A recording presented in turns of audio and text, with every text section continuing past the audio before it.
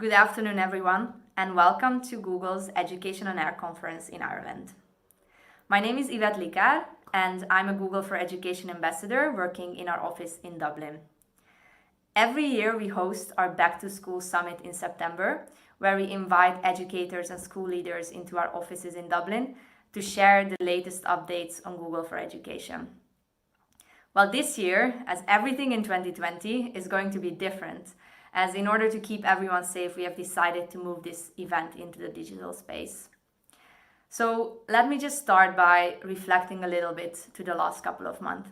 As in the middle of March, all schools had to really suddenly close their gates and transform their teaching models and move to a digital teaching model completely.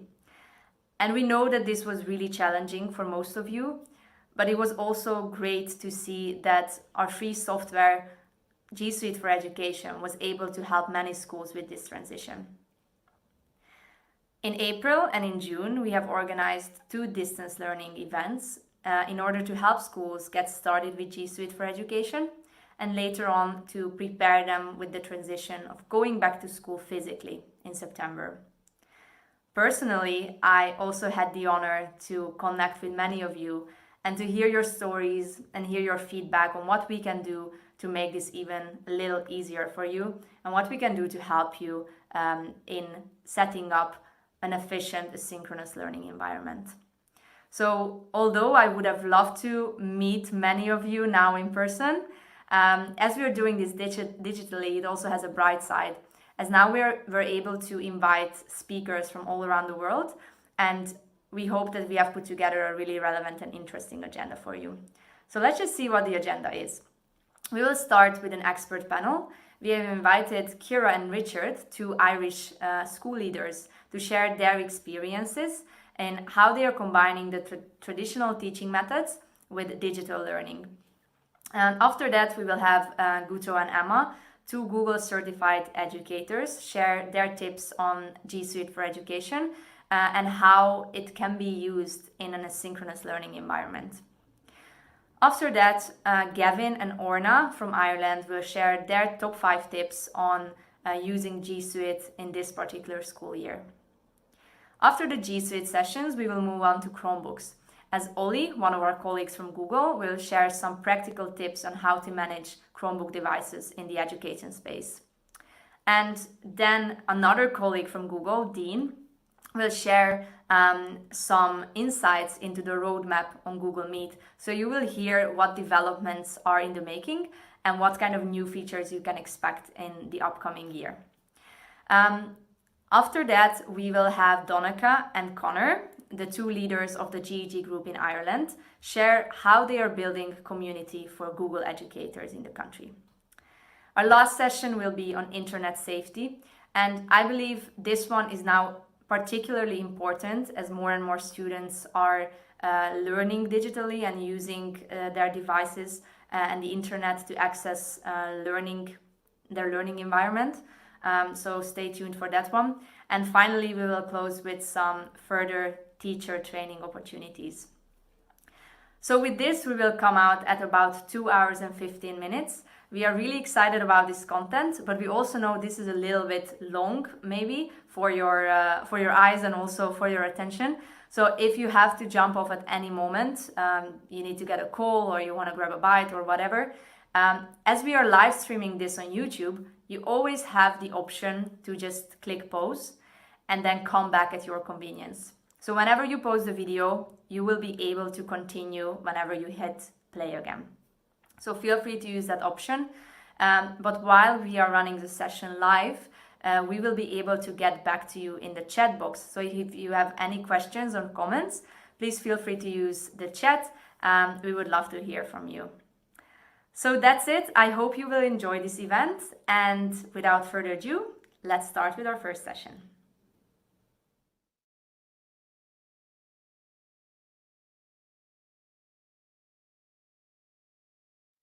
Hi, Ciara. Hi, Richard. Welcome to our panel meeting. Thank you for accepting our invitation. And let's start directly with a short introduction. So would you mind just introducing yourself to our audience? My name is Kieran Grishko, and I'm a teacher in Gael Coláiste Limni. We are post-primary school, and we have approximately 670 students, and we have been using G Suite for Education since 2013, and it is lovely to be here today to chat to you. Hello, my name is Richard Daly. I'm principal in Athy College, which is again a post-primary school of about 500 students. We've been using G Suite from its inception almost, and we've been using Chromebooks successfully for the last 6 or 7 years, and now fully have deployed Chromebooks, and finding them a wonderful success. Great to have you both. We've heard a lot of great stories from your schools, and you have deployed G Suite for Education tools and Google for Education tools very successfully, and also in the midst of COVID. And I think that's one of the most interesting things that we want to talk about today. And a lot of educators might be curious how other schools cope with this challenging circumstance. So let's just dive right into that. How is the situation right now? What percentage of your students are back to school right now, and how are you dealing with this rotation? Richard. Okay, we've 100% of our students are back. When I say 100%, obviously there are a few who are absent and who are maybe ill or whatever, but all class groups are back in situ since Monday of last week. So we've completed 1 week of the return. And what we're now trying to do, I suppose, is convert our classrooms, our traditional classrooms, which relied very strongly on interaction between students. And we're now converting that into a more of a digital classroom, where we can still continue to do a lot of the group work digitally rather than physically being close to each other.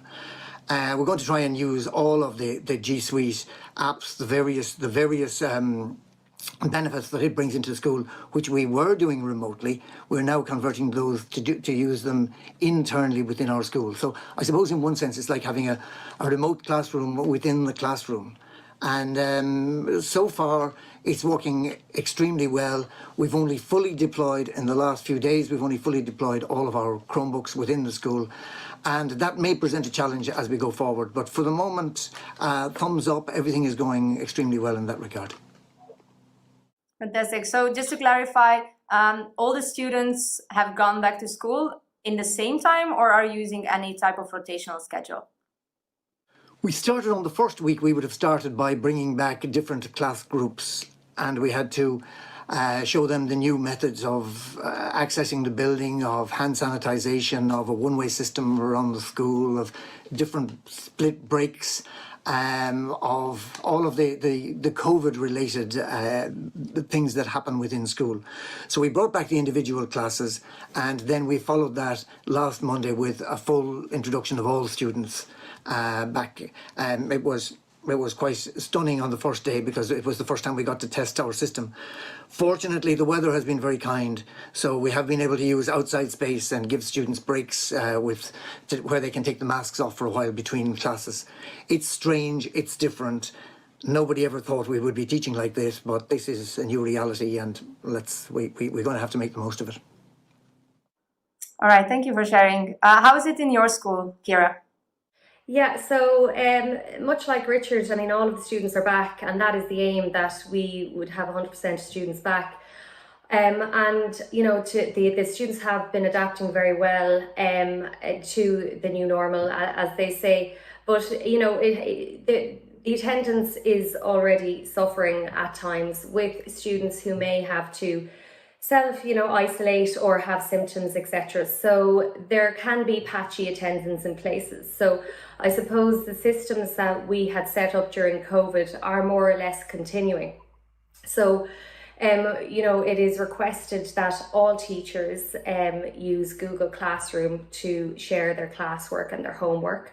Again, this isn't, too taxing for us because we were doing it during COVID anyway and beforehand. But we have, like for example, we're doing a session tomorrow for maybe newer staff who might need a little bit more help with Google Classroom, etc. And we're also looking at ways to sort of, in some cases, substitute what we did before, but we are still trying to stay on the path of transformational teaching and learning at all times, which incorporates group work, etc. But the one thing that we're focusing on now, and that has two benefits, is the flipped teaching model, where teachers, not all teachers, but a lot of the teachers, depending on the style of the teacher and the subject, are continuing to create asynchronous lessons, kind of maxing at about 10 minutes long, where for homework the student would go through the class material guided by the teacher, and that then the following day in class, the teachers, there's questions and answers, and there's assessment for learning, there's tasks, there's homework, there's really teachers being able to assess the level of understanding. And the benefit of that is that if a student is out, they can continue, because oftentimes they might have to isolate, but they're not sick as such. They're well able to work. And same for teachers. Teachers with young children may have to stay out occasionally, or maybe ill themselves. So the teaching and learning can continue in that sense. So that's one of the safety nets. And I suppose the benefit to that I have found personally is that the masks. In class, it's very difficult to teach through the masks. We often have learning spaces now that are larger because of the social distancing. So we might be in a canteen that's twice the size of a regular classroom, for example, and projecting your voice through the mask is very, very difficult, and it's very taxing. And it's difficult for the students as well to speak through the mask, because you're often asking them to repeat themselves.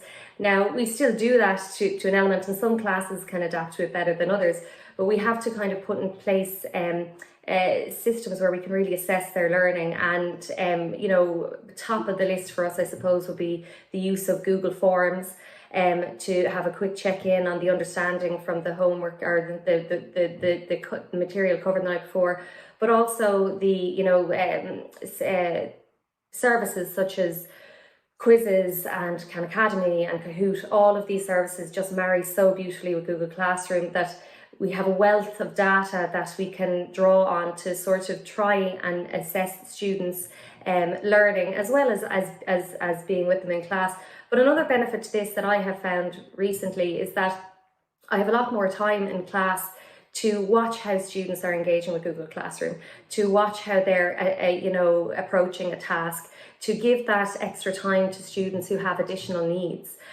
So the flipped teaching methodologies have an awful lot of benefits, and in particular at this time where there's a sort of a lack of continuity for students. For the most part, we're doing very well, and teaching and learning is continuing, but all of the time we're looking to sort of replace what may have been paper-based with the G Suite tools, and we always find an answer quickly, and it normally is in Google Forms. I think Richard might agree with me on that one. So that's the way we're tackling it at the moment, Yvette. Yeah, it's good to hear also that you kind of found the silver lining within this whole difficult situation, that although now it's a little bit of a different teaching model, you have to combine physical teaching with digital teaching, that you can actually better assess how students are doing and somehow control their learning a little bit better and get more use out of tools such as Google Classroom. That's really interesting to hear. Maybe a question to Richard. Are there also any best practices from your side that you could share? I heard you also have a lot of new administrative burdens or processes in place in order to protect everyone in the school from spreading the virus. Is there anything you can share in how have you used technology to make this process easier? I suppose there are a lot of in one sense, first of all, I think we probably jumped forward about 5 years in technology because of the COVID virus. The slow and progressive route to adopting digital strategies in classrooms suddenly took a quantum leap, I think, on the 14th of March, when we all were sent home and suddenly had to rely on technology to communicate with each other. And as we came to returning to school, we looked at a lot of the processes where we had interaction with people, physical interaction with people, which are kind of outlawed in the current circumstances. Things like we would normally have enrolment forms for next year, and paper-based enrolment forms annually. We've replaced that completely now with a Google form where parents who wish to enrol their children fill out a Google form online. Similarly, parents who come during the day to collect the student for an appointment for a doctor or dentist or whatever, we have a QR code which, when a parent holds their phone up to that, it links into a Google form which brings us to a spreadsheet. So we have a record of who came into the building, when they came in, if they left at a particular time. It doesn't involve pen, it doesn't involve paper. So again, it's contactless. I discovered a beautiful little app which runs on Chromebooks, and it is a Google Sign Builder. I was looking at a method of trying to get rid of all of our notice boards and simply use electronic notice boards right throughout the school. And in investigating all of the various info signage that was available there, I discovered that through Chrome we had one already that's built in, and it's called Chrome Sign Builder. And what it does is it can convert an old Chromebook, maybe that had a screen broken on it or that was damaged or had keys broken on it, and that can become a receiver for messages which you can send through Chrome Sign Builder to your televisions, which are around through HDMI cord. And so you can both time the messages and schedule messages to when they would appear, and you can have 3 or 4 different schedules. Again, it's free to schools.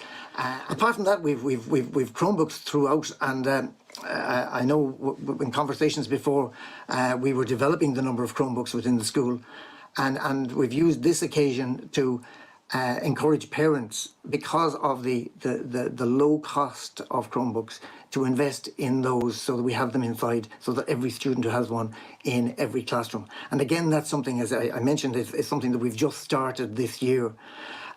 Heretofore, we would have had different suites of Chromebooks that we gave out to classes. The teachers could book them in advance. And now every student either has one of our Chromebooks, which are managed by the school, or they've invested in their own. And parents were very, very keen to do that this year, which was very, very encouraging. And I think that's kind of the technology suddenly coming into the schools, that the technology that was only embryonic and mightn't have happened. What you mentioned is the silver lining of COVID was something that brought that about. Yes, that is really amazing to hear that you got to a stage already where every student can have their own Chromebook device, which is obviously really good to run all the other tools such as Google Classroom, and they can complete their homework and do other things related to school on their devices. And it's really great, as I said, that all students now have the chance to work on their own device. I suppose some schools might not be able to get an individual device to every student, but you also did not start here. Is there anything that you would recommend to schools that maybe want to just start with Chromebooks now? What would be the first step, or what's the best way to scale up? I suppose our journey towards Chromebooks would have been a slow one, in that we had tried several devices, and in some cases cost was prohibitive. So we invested in a group of a class set of Chromebooks, and almost immediately that became the chosen device for the school. I think one of the greatest selling points is the fact that Chromebooks are multi-user, and when one person logs out, the next person logs in. It's a new computer, whereas some of the other devices are very, very student specific, and they're a one-person device, and everything is programmed to go. Your email and everything else goes to that device. So we found immediately that a Chromebook could be used with a class, handed on to a different class group, and because of this multi-user facility, it really answered the needs of schools. They were also relatively cheap devices, anywhere from €200 upwards got you a Chromebook. And because of that, we were able to purchase more and more class sets over 2 or 3 years. And as I mentioned, the arrival of COVID-19 gave me the opportunity to say to parents, if you would like to come on board in this, and they have now seen the advantages of remote learning or blended learning or any of the other technology-assisted learning, they've now seen the advantages. So many parents, when they discovered the price, said, look, count me in, I'll go along with this.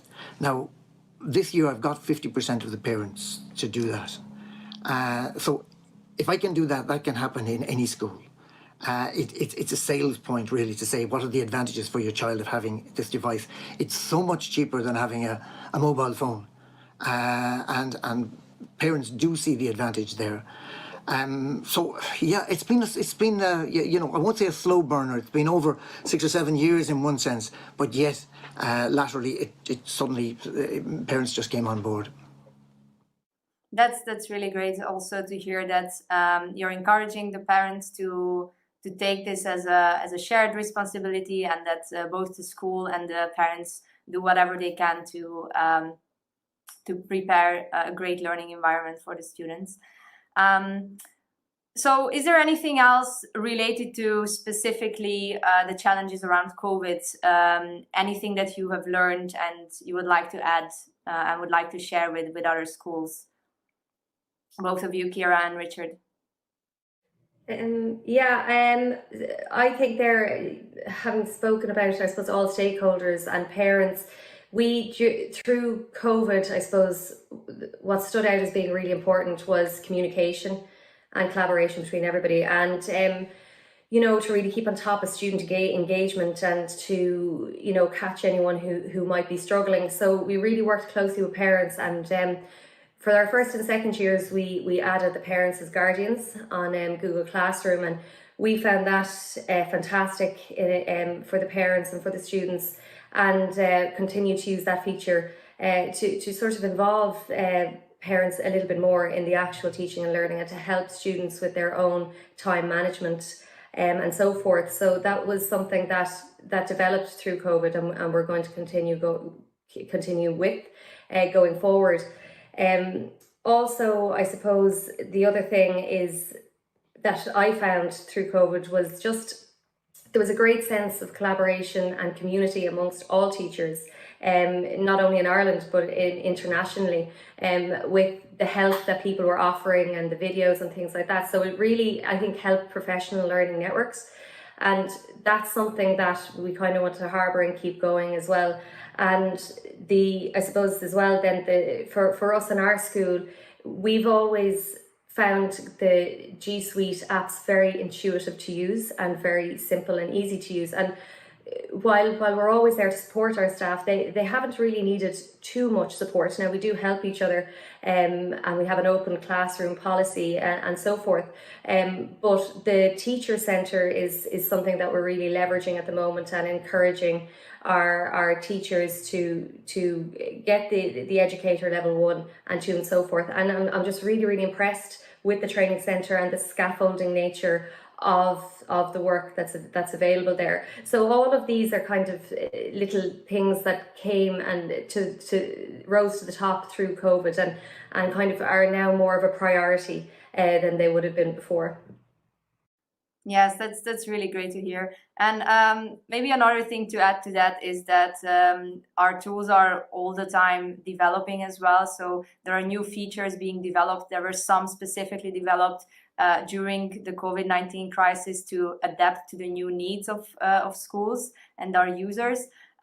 So to stay on top of all of those and make the best out of those features, the Teacher Center is indeed a really great resource to get tips and tricks and get more out of the tools. To go on a point that Ciara mentioned earlier in terms of training, I think half of our staff have now done up to Educator 2 level, and that it's not simply just for the certification either. It actually opens up teachers' minds as to what's available in G Suite. And there are some things that people who may not even have sat for the certification but suddenly say, gosh, I didn't know that you could do such a thing, or that such a program links so well with such another program. So in that regard, I keep encouraging them.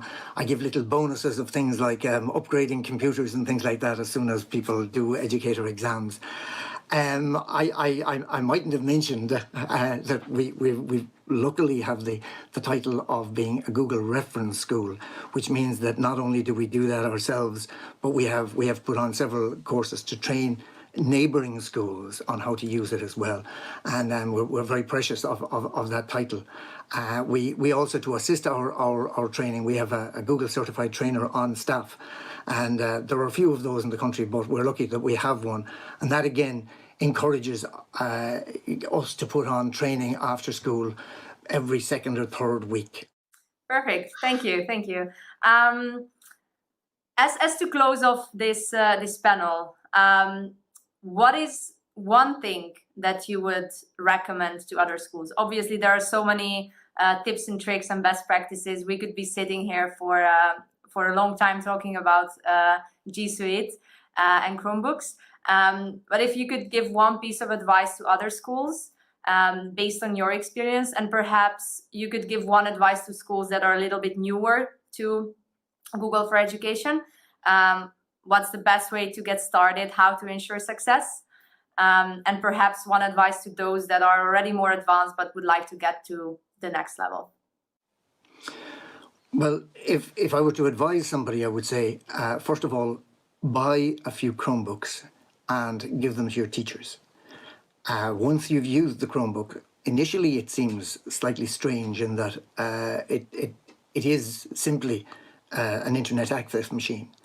It's so safe and so easy to use that teachers certainly will take to it straight away. If you were a little, once you do that, you will find you're a fan almost immediately. If you're a little bit more advanced, I would suggest exploiting what's in admin. Google is not simply a package that rests on a computer. It's a whole philosophy within a school. The administration for somebody who's not terribly technically minded, I can administer all of the devices and all of the settings for access to the internet on the admin console. It's in English. It's simple enough to use. It's not in computer speak. It's not. You don't need a computer qualification. And through that, you are in complete control of the different settings the students need, of the different devices, and you're in control of those, and you can administer all of the IT in your school. And since we started using Google Admin, prior to that, we would have had servers and we would have had desktop computers linked in through. And once we moved in the direction of G Suite and administered it ourselves, our administration costs went to nothing. Our fees that we had to pay to third parties went to nothing. It's Google for Education is free. It is literally a no-brainer, because even if you're not a Google school, you're probably using Google Classroom and you're probably using Gmail and you're probably using a lot of the parts thereof. So why not go Google entirely? Thank you, Richard. Kira, what's your advice? I would also say that I alluded to before, but the training centre, for everyone to engage in the training centre, and senior management, as well as, you know, the most experienced staff, that it's not just left to the sort of digital leader or the first early adapters, that everybody is given time and space to engage in the training centre to really get the most out of the tools. I think that's really important. I think it's like to reach out to other schools who've been using it for a long time and chat with them about how it is that they're using it. And another thing, I suppose, is looking at the shared drives as well, and how you're using it to get everyone sort of very comfortable with the navigation of where your material is kept and how the shared drive works. So that everything is sort of moved into Google shared drives. That's important for around your planning as well. So to sort of pre-plan your school planning, or even your school improvement plan and your self-school evaluation, digital learning plan, that everything is sort of pre-thought and designed before unleashing it to all of the staff. I think another element, I suppose, is that of teacher and student voice.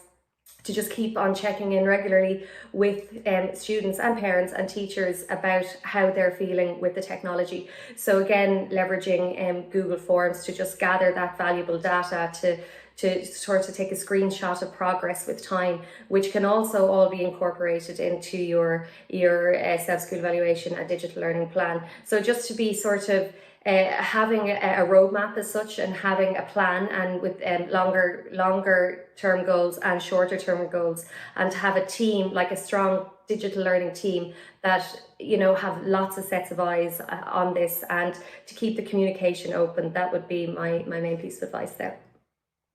Thank you both for sharing your tips and your experience. As mentioned, now the Teacher Center has a lot of additional resources for all the educators that would like to learn more. And I loved as well that, Kira, you mentioned the community of educators that really stepped up during COVID, and more schools are sharing their best practices with each other. So I would say that as well, to keep that up between all the educators. And so again, thank you so much, and talk to you next time. Thank you. Thank Thank you. you. Thanks, bye-bye.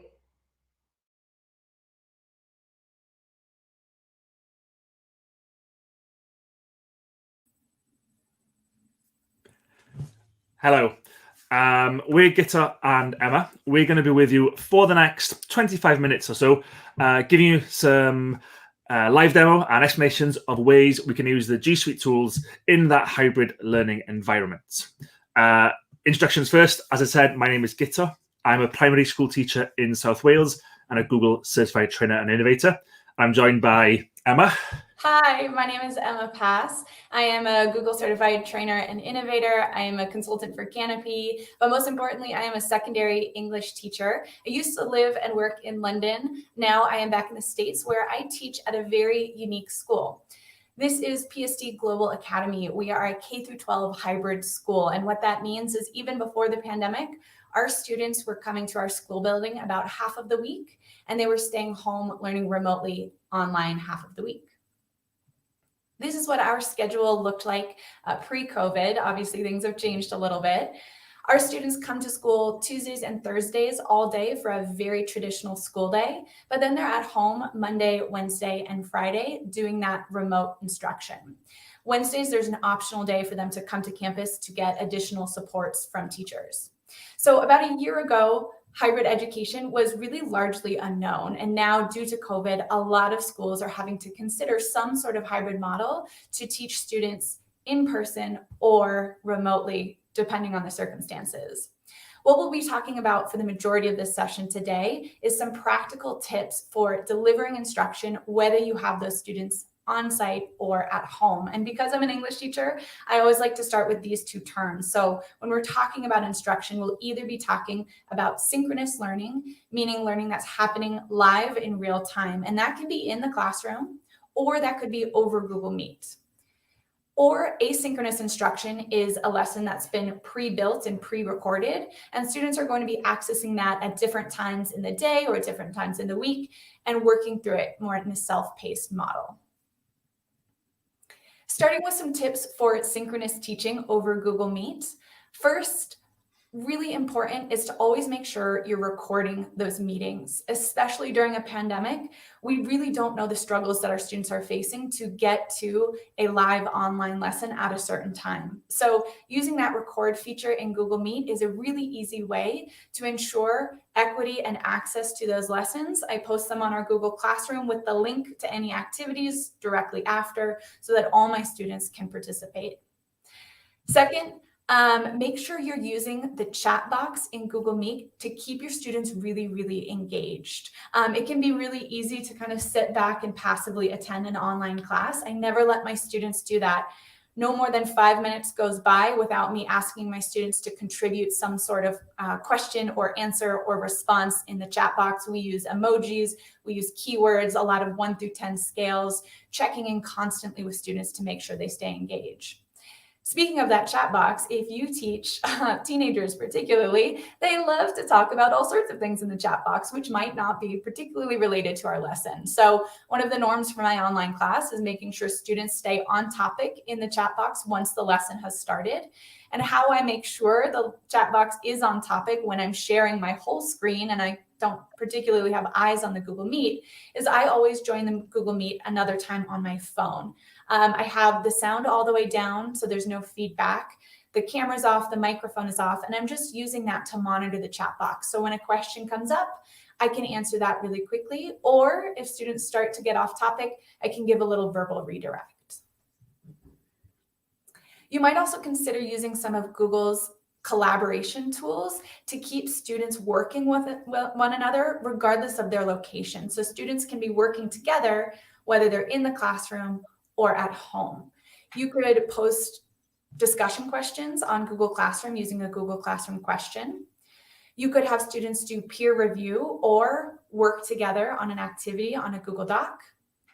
Also, have each student share a piece of work on a whole class Google slide that you can then present during your live lessons. Speaking of Google Slides, I love Google Slides. It is my go-to tool, both for asynchronous and synchronous teaching. A couple of features we want to demo for you now. You'll see on a Google slide deck, there is a little toolbar that appears at the bottom.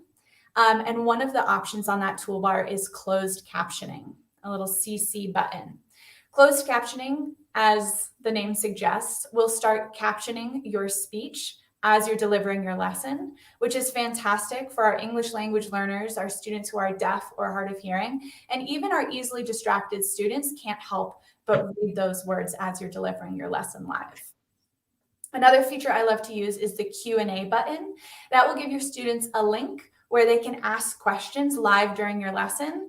And as a teacher, you can monitor those in a separate window so you can answer questions in real time. Finally, when you're designing your lessons in Google Slides, I like to use what's called the Explore tool to save me a lot of time making my lessons look visually engaging. As you can see here, we have some basic text and an image on the slide. By clicking the Explore tool in the bottom right-hand corner, Google will suggest for you different ways to format that slide to make it look a little bit more visually engaging. I'm the type of teacher who will spend way too long designing my slides to make them look nice, and this saves a little bit of time. I'm now going to pass it over to Gitta to talk to you a little bit more about slides. Thanks, Emma. Yes, so those are ways where when you're teaching synchronously, you can use those tools, be they live lessons virtually or in class, as Richard and Kira was talking earlier, where the students are back, but there's still that hybrid feel to it due to the need to keep some sort of social distancing. But it's also important to talk about using things for asynchronous learning. So when you're setting the lessons and pupils are doing it at different times from each other. And there's a couple of tricks in Google Slides that can help with that as well. First of all, you can just use slides for a directed lesson. So instead of always having a live meet where you're there presenting live or recording your face and your video, you can build into your slides places for them to answer questions. You can put in their videos, everything that you need to present the lesson, what you'd usually show on that big white screen behind you in class, can be put into one slide deck. What that means is when the pupils come to do that task, be it when they're working at home or when in class but working independently, everything they need is there in that one slide that they can go through at their own pace. And you can even put text boxes in there for them to answer as well. So for you to give feedback, all you have to do then is reopen those slides. But the part I do want to show is the format video. So if I go back into this demo slide here for a second and go to my next slide, you'll see I've added a video here to my slide. The only thing I had to do that was go to Insert Video and find that one from YouTube. You can see I searched right there. Once it's there, I could leave it as it is and make the pupils watch all, I believe, 3 minutes of it before I start asking questions about what they've watched. Knowing some of my pupils, there's a good chance that they would click play, skip forward a few minutes, or at least tune out and not actually take in much of what's happening in the video. And therefore, when it comes to answering questions on it later, it'd be very hard for them to remember some of the parts they'd watched. So what we can do is once we've added the video to a slide, we'll click on it once to select it, and then click on Format Options at the top over here. What that lets me do is to only show part of the video. So let's say I'm starting from the start, but I want it to stop after just, let's say, 30 seconds. I'd obviously find a good time to stop by watching the video myself first. What that means is when the pupil comes to this slide, they're only going to see the first 30 seconds of the video. And then, using the text box, I can ask a question. So I can put in question 1, put in the question in there with a little bit better punctuation than I have there, and then leave the rest of the box blank. So once I've written the question, leave the box blank for the pupil to come and answer themselves. Then I'm going to copy that slide, paste it in below, and this time I'm going to run from 30 seconds, which is where the first clip finished, to, let's say, 1 minute and 10 seconds. And now I ask my second question. So I can create the slide deck bit by bit so that it keeps them that bit more engaged and focused by the fact they have to answer a question every few seconds. Now, there are external websites that can do this for you. You could obviously take a video and chop it and edit, but it's much easier this way, as all you have to do is type in the start and end time of each slide without actually doing real video editing in any way. Now, moving away from slides a bit, personally, I prefer when I was doing asynchronous learning to actually record my screen and record my face. A little bit like we're doing now, but not live. And there's a few easy ways of doing that. Again, you don't need to have expert skills in video editing or any sort of professional camera around to do it. One of the easiest way is to use Google Meet. You start a new meeting, you don't invite anyone else, and you go in there on your own. Once you're in the Meet, you can start recording and talk as if you're presenting your lesson. So you can talk directly to the camera. Your face will be recorded straight in the screen. You can then share your screen, just like I'm doing with you right now. And sharing screen means that that will be recorded as part of that recording. And at the end of it, you have a recording that you can use. I believe I can't quite the exact amount of days now, but the temporary recordings that you have as part of G Suite moving forward, that lasts you for long enough to share that out and for the pupils to use it over the next few weeks. It's a really nice way of literally just opening up a Meet and recording it. If, however, you'd prefer a different type of recording software, I'm a big fan of Screencastify. I don't know, Emma, do you use Screencastify at all? I use Screencastify 3-4 days a week to record my asynchronous instruction. There you go. Screencastify is a very popular way of recording your screen. It's actually a Chrome extension. So you can see here, I have my extensions. These are logos in the top right of the screen. They're not made by Google, or most are not made by Google. They're third parties, but you can add them to Chrome and they give additional functionality to Chrome, whatever website you're on. And what Screencastify does is any point on any website, I can click on it over here. It pops down an option for me to start recording. I'm not going to do it now because I'm already sharing my screen with you. So if I share my screen in Screencastify, I might get a few hiccups there. But you click on here, click on the record button that pops up, and it straight away starts recording your screen and your voice. And it doesn't matter if you move from website to website, to doc, to slide, wherever you are, it will keep on recording. You can even have your own face in the corner talking if you want. Some people like it. Some people feel their pupils are more engaged. I feel my pupils see my face often enough anyway. They don't need to see me in every video that I do. But the key part about that is when you finish recording, it saves in your Google Drive. So you don't have to be downloading the video, uploading it here, getting it to Classroom that way. The second you finish recording, it straight away saves in your Google Drive. You can straight then either just copy the link and share that out, or of course, pop into Classroom. And as you're setting an assignment in Classroom, you can add the video.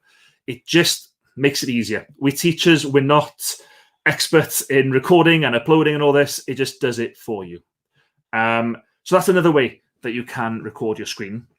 And the final part of this I want to show is Jamboard. Now, Jamboard is part of G Suite for Education. It's one of the core services within it. So if you're using G Suite already, you do have Jamboard. One note of caution, if you Google the word Jamboard, you might come across a website advertising a large real life digital display. That's not what I'm talking about here. I'm talking about the software that comes free as part of G Suite. I have one open here. All I did to open it was go into my Google Drive, click New, click Jamboard, and it opens up as a whiteboard. Exactly what you expect a digital whiteboard to look like. I can grab my pen, I can move around, and so on. So straight away, think of not being in the class, so not having that big whiteboard behind you, and sharing my screen either in a video or through a live meet. I can now start explaining as I would in class with a whiteboard. If I'm doing a maths question, showing off my primary skills here, not my secondary math skills, but let's say we were working out our column addition, you can put them in there and discuss it as you go forward. And because you're using Screencastify or Meet to record your screen, this is now part of the video that the pupils will be seeing. But you can take it further than that. We can have another blank screen, so you can have plenty of different pages in your Jam, and you can add pictures direct from the web. So if I click on Add Image and go to Image Search, I can search for the picture of what I'm teaching about today. So it could be a diagram of a heart. Here we go, let's throw one of these in there. I can move this around as I wish. It'll take a few seconds to appear. And then as soon as I start recording on the Jamboard, I can grab this little highlighter tool here and start talking. Say, here's the left atrium. The left atrium is used to, I'll be honest, I'm not a science teacher. I can't tell you off the top of my head what the left atrium does. Let's say that it's what pumps blood around to the bottom of your feet. I have no idea. I'm not a science teacher. But I'm sure some of you are, and you could be using it here to highlight the different tools as you discuss it. So it's a nice replacement for having that screen behind you. One thing worth showing, by the way, is that when you use this add image from search, it does have Save Search built in. So if you're recording your screen or live and you're searching for pictures of chicks, for example, you will get wonderful, cute pictures of little chicks. You're not going to have unsuitable pictures come up during your live stream or live lesson. So that's Jamboard. Again, it doesn't have to be used as part of a live lesson or recording. It can be used just to jot down your notes, but it partners perfectly with the idea of recording a screen. And rolling out this month, it actually is now a functionality within Meet. So if you are having a live video meeting, then Jamboard is now a functionality. There will be a lovely button there to launch a Jamboard direct from within your Meet. I did see a question in the chat earlier. I think it was, I want to say Catherine. I wrote down her name when I saw it come in. There's a question about broadband connections at home and asking Richard and Kira whether they'd had problems with pupils trying to work from home. And it is an important issue. I think that if one thing's been highlighted during lockdown and COVID times, it's the fact that there are plenty of people out there, especially in rural areas, who struggle with internet connection and therefore struggle to take part in a lot of what we're expected to do online these days. I come from rural Wales, and I know plenty of parts of rural Ireland suffer from the same problem. It's vital that as a school, you identify those so-called digitally excluded learners early. When we went into lockdown, we shared out a Google form. So Kira was discussing a Google form earlier. We created one, we got the link for it, and we messaged it out to parents just through a text service that we have for parents already. Asking simple questions. Do you have a device at home? Does your child have access to that device? Is it, what kind of device is it? Do you have reliable internet in the house?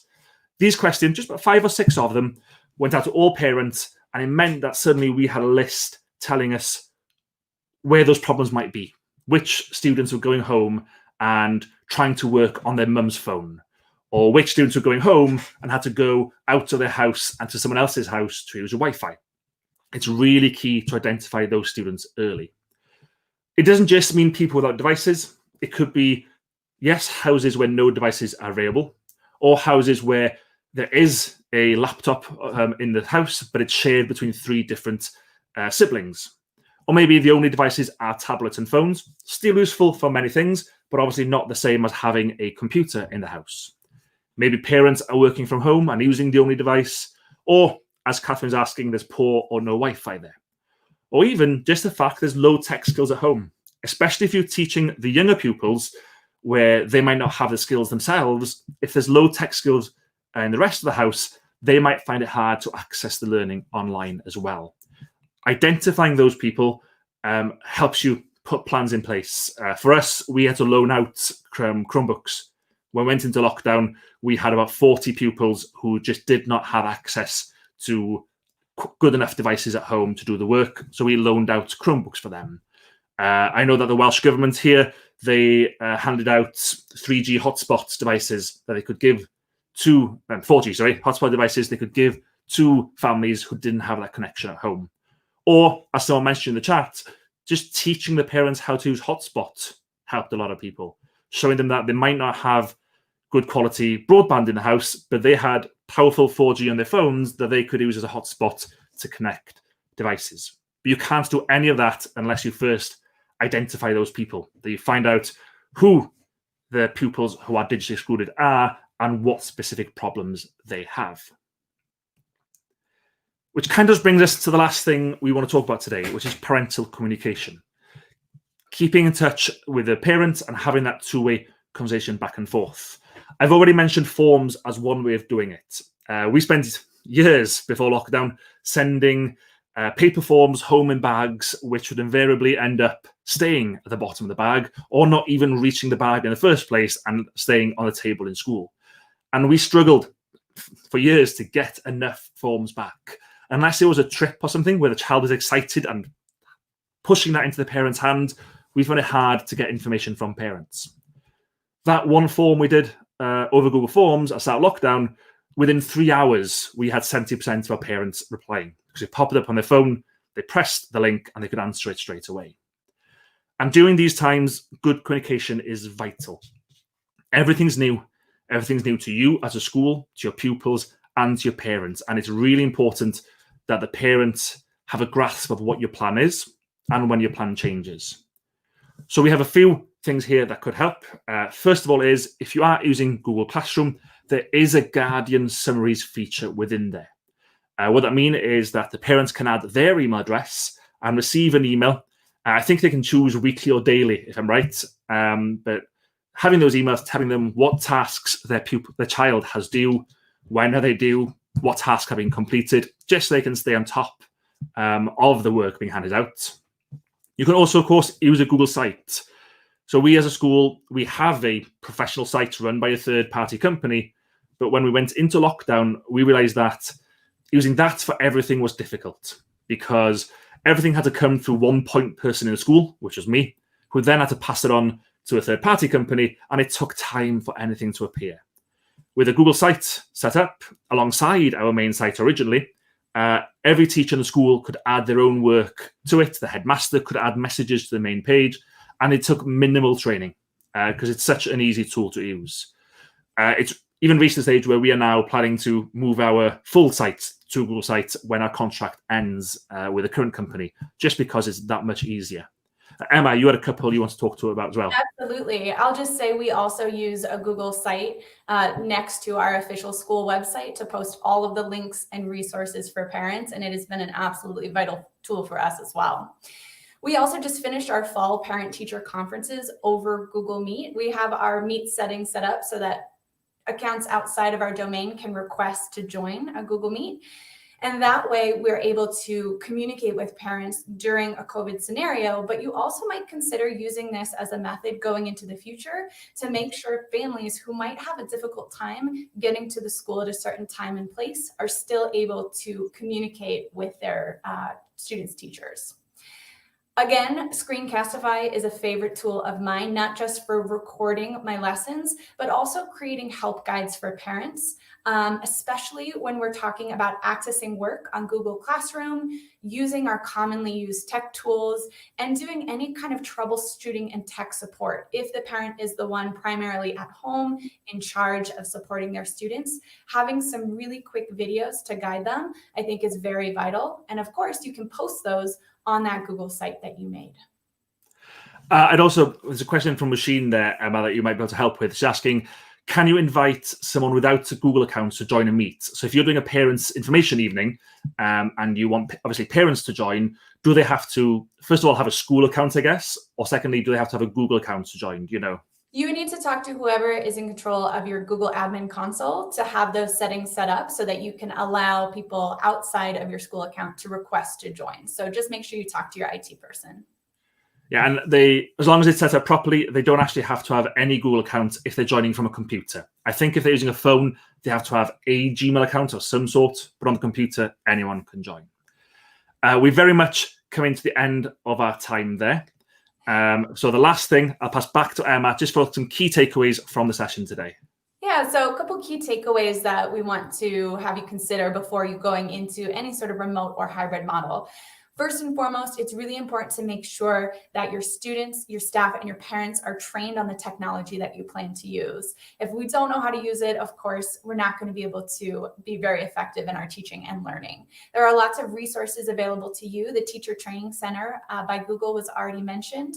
Lots of amazing resources on YouTube. And then, of course, training partners, Gutta and I both work for Apps Events and Canopy that provide training as well. Consider the teacher workload. A lot of your teachers are learning how to teach in an entirely new model, as well as managing their regular workload. So however you can provide any reprieve for your teachers, or if you are a teacher, make sure you're taking care of your mental, physical well-being at the same time.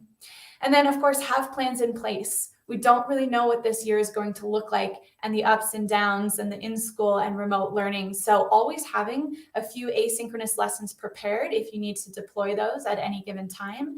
And as a school or administrator, having those plans for how students are accessing their work. We want to just say a big thank you to everyone for having us today and for listening. Wishing you the very best this school year. Absolutely. Thanks to me as well. We're now going to hand over to Ona and Gavin for the next session. Thank you very much.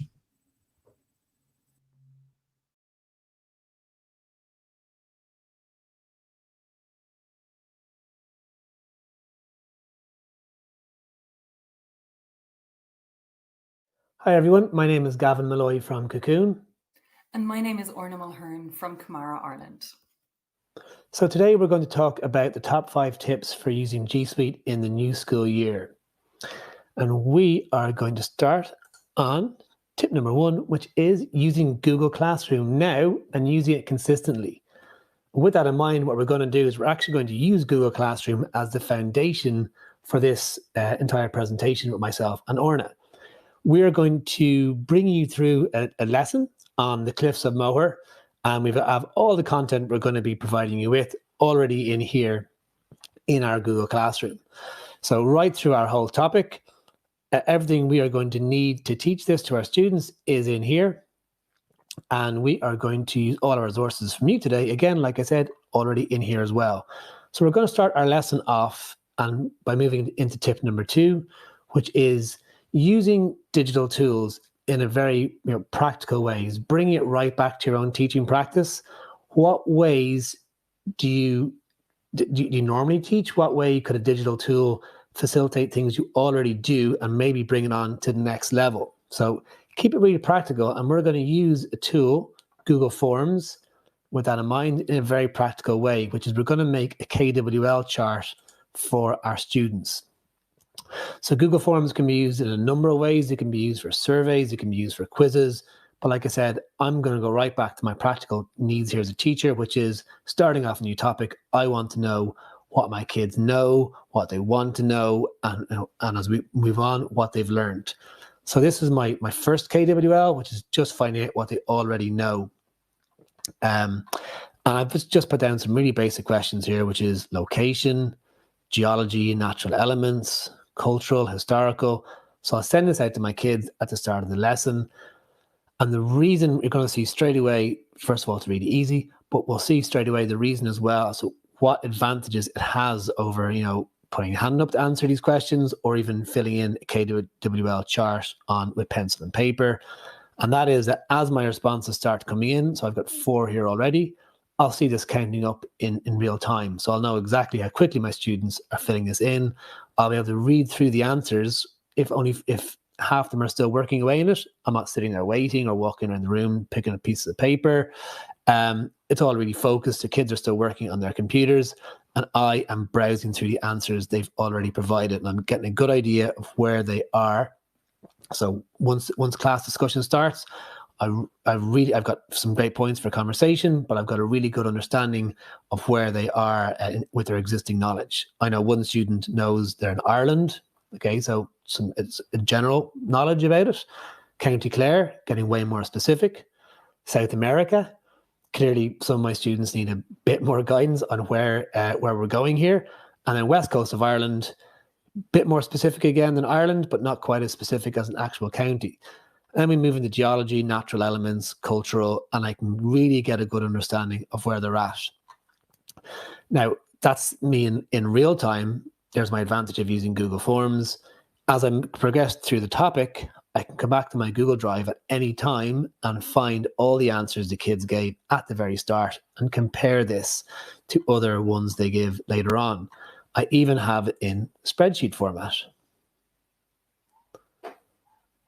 And I can connect these spreadsheets as well, so I can look at the answers they gave in week 1, and I can move it through into week 6 or the next term or whatever it is, and I can look exactly what date they gave what answer on and how that answer has evolved over the course of time. So that is step 2, which is, just use tools, bring them back to the way you teach normally, and find tools that are going to facilitate that and bring it on to the next level really, really easily. And in a way, just makes your workload lighter and your job more effective. So now we're going to slip into point 3, which is communicating and explaining concepts and topics. And we're going to keep it pretty easy here again. We're going to just use Google Slides in a way most teachers are already familiar with. To introduce the topic, we have some basic slides with images, the title, our learning objectives for the term. We stand at the front of the room and we bring the students through what they're going to be learning about for the term. So, really simple use of Google Slides, but of course, quite an effective way of basic teaching and learning process. We can jump then into using a piece of screen recording software and actually record myself doing this presentation, so I can still do it live if I want, but I'll have a recorded version of it I can put in Google Classroom, and then the students can watch that again in their own time if they need to catch up on something I said or review something I'd gone through at the start of the lesson. To go a step beyond that, I could record a different version of my introduction and my slides for different groups within my class. So I can actually have differentiated introductions, differentiated learning objectives, all there ready to go in Google Classroom, ready for my students to simply click on, watch my introduction, watch their differentiated version of my introduction at any point. And of course, not just my introduction, it could be anything I want to explain throughout the whole topic using Google Slides, Google Slides, and any screen recording software at all to explain that process. Okay, so now we're going to look at slightly more complex use of Google Slides. I'm going to hand you over to Orna. So I'm going to be showing you really creative use of the G Suite apps for using with your students of any age. And what I've got on my screen here is Google Classroom. So the assignment I'm posting to my students is I want them to be working in groups to compile key pieces of information about a given topic. And I'm using the app Jamboard in this case. So my instructions is I want a key piece of information on different tourist attractions in Ireland. And I want them to give information about geology, tourist figures, and then links to relevant websites. So this is what my Jamboard might look like. So I might have a different slide, in this case, for each of my groups. For group 2, for example, it would be Kirkpatrick. Group 3 would be the Burn, and so on. So I've given them little post-it notes and I've given them key images that they can use as just a kind of a springboard. What I can see is that Group 1 have actually already submitted their Jamboard. So they have gotten the Cliffs of Moher. And in this case, the geology in question, it tells me when were the cliffs formed. They were formed over 300 million years ago, and they consist of these types of rocks. And what's really nice about Jamboard, as you can see, is that these little post-its and the images are all clickable and they're resizable. So it's really nice for a really quick little presentation tool. I can then move over to the tourist figures. So I can see how many tourists were there, for example, in 2018. And then what's really nice when we're talking about digital work is that link to, I suppose, developing students' research skills online. So in this case, the students have linked to a relevant website, and as a teacher, I can click into that link and copy it and then go to that relevant website and see if it's good or the information that they source there. So that would be what maybe a group piece of work would look like. And what's also nice, and we'll look at this again later, what's nice is that students can download their work here as, for example, an image. So I'm going to come back to that later when we look at an e-portfolio. Moving on then to my next piece of work, I'm going to be looking at Google Slides. So in this case, I, as a teacher, I'm asking my students to use Google Slides to write a story based on the place that they've been researching. So I'm asking students to use the slides. They're going to insert text, video, and links to relevant websites again. I'm also going to ask them to link to their e-portfolio, which I'll show you later, and I just want them to enjoy it. So what does that look like, the template that I'm giving them? So what I've got on the screen here now is a very traditional view of Google Slides. So we've got our landscape view of slides, and we've also just used kind of traditional tools such as inserting images and text boxes. But ultimately what this is going to look like is actually a little storybook. So I'm giving my students encouragement just by giving little text boxes here and telling them you can put your title here, you can put your names, insert images and so on. And I can also tell them, you know, how they might make it look like a storybook so that they can write their paragraphs around key images that they want to insert as well. And at the end, I might tell them, you know, you can personalize it by inserting things like your school crest or your link to your e-portfolio. Now, when I look at that as a teacher, this assignment, I can see, oh, one of my groups or one of my students has already done this and they've turned in their piece of work. And I can click on this here and I'm brought to a page where their work is visible to me straight away, and I can grade it and I can insert comments. So let's look at that piece of work that my students have created. Now, I've got my adventure to the Cliffs of Moher and I can see my students have written it, and I can also see that they've put together this really lovely little storybook with relevant images. They've got their story that they may have written maybe in English class or my language class, and also what's really lovely is that they can insert videos and links as well. So if we look at this here, this page in particular, like I said, it looks like a book. What's also lovely about slides is that you can pick key pieces of a video that you want to play as you go. So we can see that this video starts at 5 minutes in and it will play until the time that I've asked it to stop there.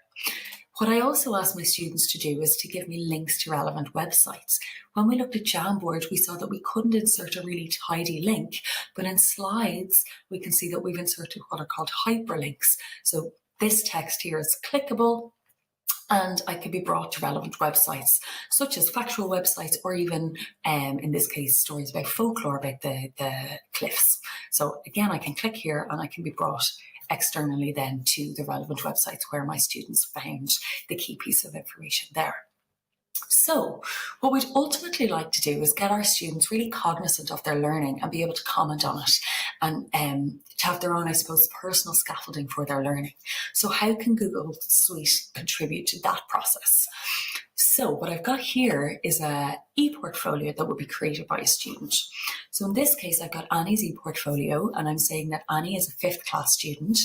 So she's got her favorite, like a little introduction to herself, her favorite subjects listed. And she's also saying how this little Google site is going to work, her e-portfolio will work.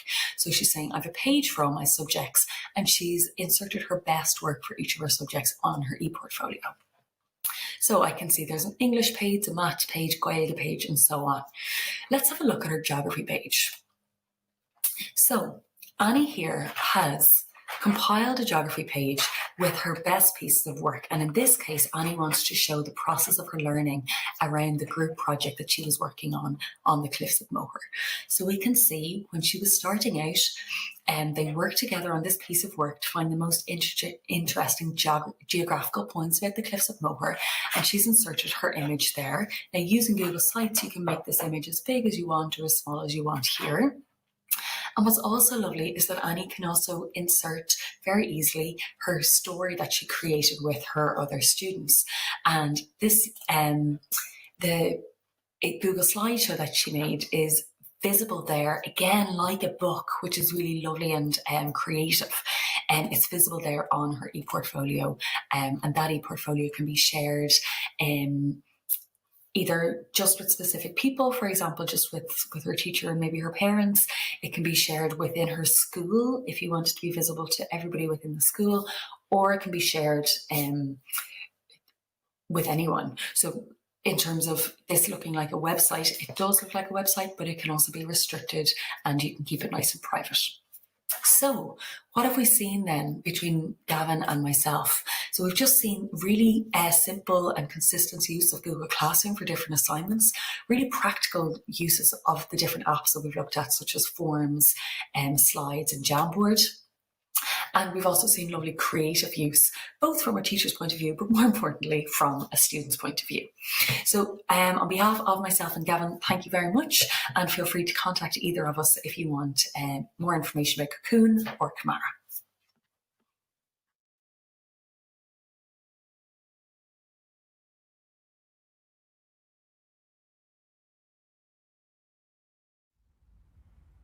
Hey everyone, my name's Ollie Trussell and I'm a solutions engineer based on the Google for Education team. My role is supporting our customers and partners with making sure that they're managing G Suite and Chromebooks in the best possible way. I'm delighted to be here today, where we're going to share some top tips and best practices around managing our Chrome devices for use both within school and at home. We're going to have a look at the admin console, where you can manage all of your user and device settings, along with networks, printers, and many more things.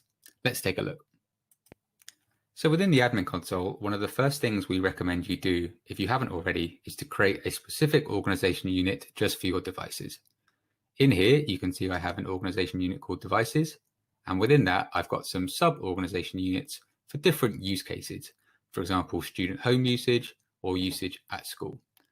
These organization units are super simple to create. Simply press the plus button against any organizational unit to create a nested organization unit. In this case, I want to create an organization unit just for exam purposes. I can go ahead and press create. Simple as that. This is really useful when we come to applying different policies and managing our devices a little later stage. Let's go through now and have a look in the admin console in the devices section. In the devices area, you can manage all kinds of devices from Android, iOS devices. You can now manage certain Windows 10 policies for G Suite Enterprise for Education. You can also manage the Chrome browser from the admin console instead of using GPO or ADMX templates. But what we're going to focus on today is having a look at the Chrome devices section. You'll see here that I haven't got any Chrome devices in my organization unit yet, but I do have some licenses already assigned to my domain. I'm going to go through now and show how quick and easy it is to enroll a Chrome device. So I'm going to jump to my Chromebook now. All you have to do is sign into the internet, accept the terms of service, and that will take you through to the login page, at which point you're going to need to go through and choose Enterprise Enrollment and simply sign in with an account on your domain.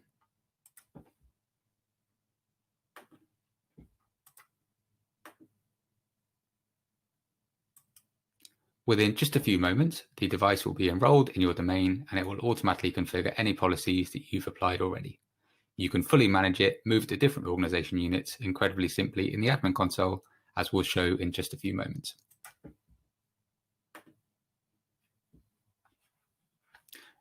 You'll see down here that my Chromebook is now managed by my domain. Excellent.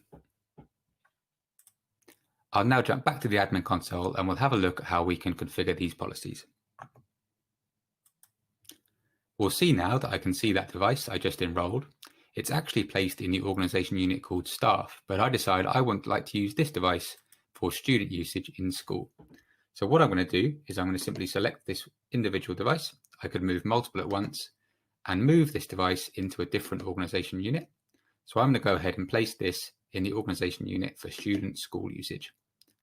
This is super simple because it means that if I move 1, 10, 100 or 1,000 devices, they will then automatically pick up any policies applied to that organizational unit, which makes managing devices at scale incredibly simple. So now we've enrolled the device and it's in the correct organizational unit, our next step is to apply some settings to it. I'm going to click the drop down here and head to the settings section. In this section, I can manage user and browser settings. These are policies that apply to the user once they're signed in, or to a browser if they're managed in the admin console. The next tab is the device settings, which apply to the device regardless of whether somebody is signed into it or not. And the third one is the managed guest session settings, which are settings you can apply if you would like to use the devices in an unauthenticated managed state. I'm going to start by having a look at my device settings over here. One thing that you'll notice is on the left-hand side, you'll see all the different organizational units within your school tenancy. You can either set policies to apply at the top level, which will apply to everybody in the domain, or you can drill it down and apply policies just to individual organization units based on the requirements. I'm going to go through now and show some of my top tips for best practices for school use.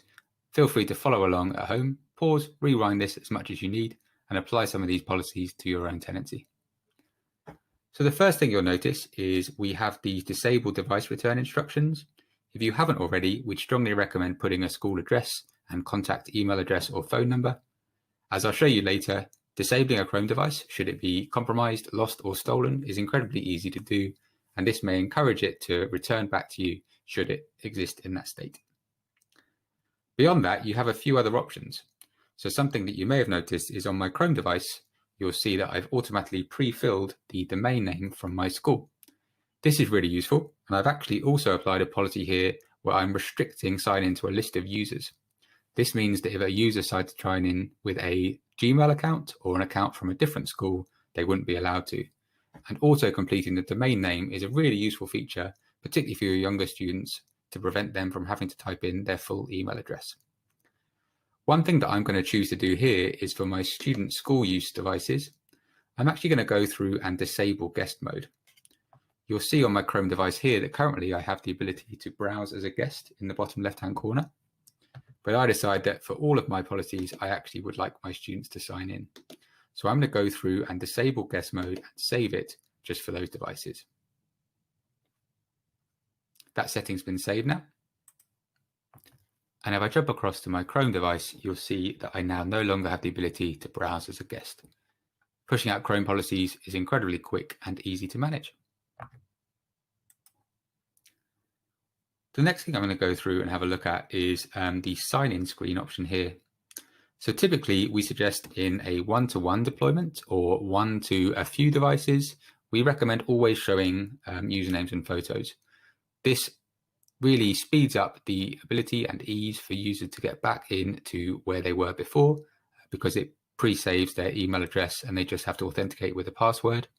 We understand that in a very shared environment where you have one device being used by many, many students, you may choose to change this to have never show usernames and photos. But typically in most situations, we'd always suggest you go with the first. And if we could recommend numbering each individual device, that would allow students to go back to the same device every lesson. There's also a few really great options here for device off hours. Now this is most useful if you would like to allow your students to take their devices home. You can apply policies here. So let's say, for example, that you wanted to have a new set of off hours. You could make it that after 5 o'clock on a school day until 7 o'clock the following school day, these device policies don't apply. And that would mean that a student could take their device home, they could sign in with a personal Gmail account, or a sibling or a parent might be able to use it. And this is really great in a bring your own device environment to have that policies on here.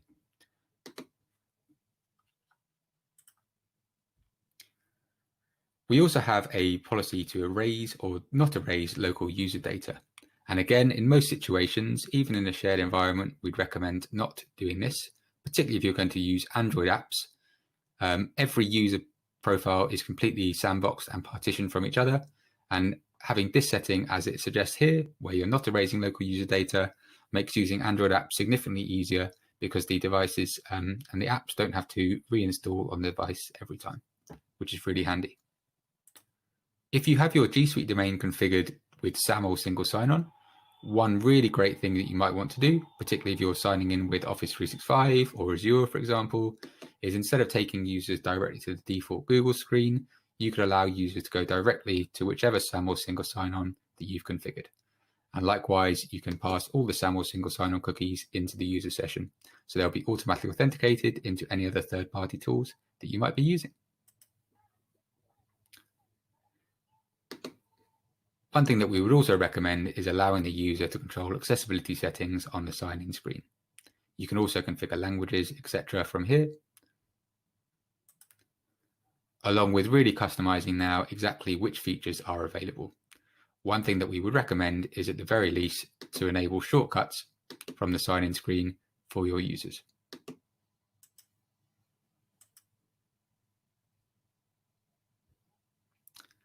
The next section is all around device updates. Now, Chrome OS handles updates incredibly well. On every Chrome device, there are two versions of the operating system, one that is always active and the other that is dormant in the background that can install, download, and get ready the next version of Chrome OS as soon as that becomes available.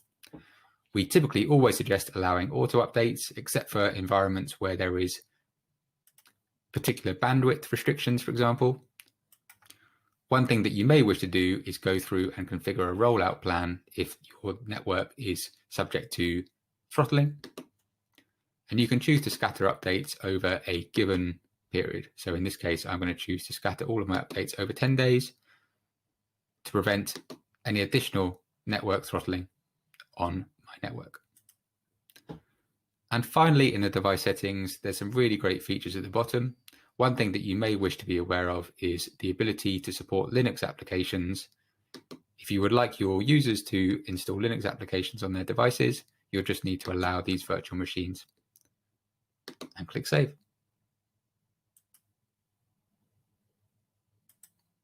So that was a quick run through of the key device settings we'd recommend. I'm now going to have a quick look at some of the specific user and browser settings. Now, the difference here is these policies apply at the user level as opposed to the device level. So you'll have to make sure that on the left-hand side, you configure these policies for either all of your users or for individual staff or students, for example. I'm going to go through here and apply some policies to all of my student users.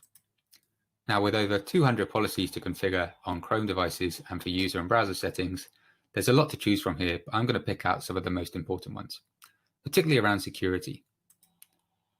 So when devices are being used at school, one thing that we'd recommend, particularly for students, is the action on lid close. The default here is to sleep, but if you're using Chromebooks in a shared cart, we'd recommend choosing log out here. This means that when the device lid is closed and you put it back in the cart, you know for sure that that device has been logged out from that user session. We'd also recommend for your students that you do not allow incognito mode and that their browser history is always saved. And if we scroll down a little further, there's some additional features you can manage, particularly around networks and proxies. So if you do use proxies for some sort of filtering, for example, you have the ability to always configure proxies specified below for the user, regardless of which network they are signed into. In my case, I don't, so I'm just going to go through and save that one setting there. Heading down the page a little further, there's some fantastic additional features you can do to make your user's browser experience significantly easier, particularly in this area called Startup. One thing that schools like to do is configure pages to load on Startup for users. This can really speed up the beginning of a lesson because every student, as soon as they sign into their device, can end up being on exactly the same page, saving vital time for teachers at the beginning of a lesson. So let's jump across to my Chromebook to have a look at that.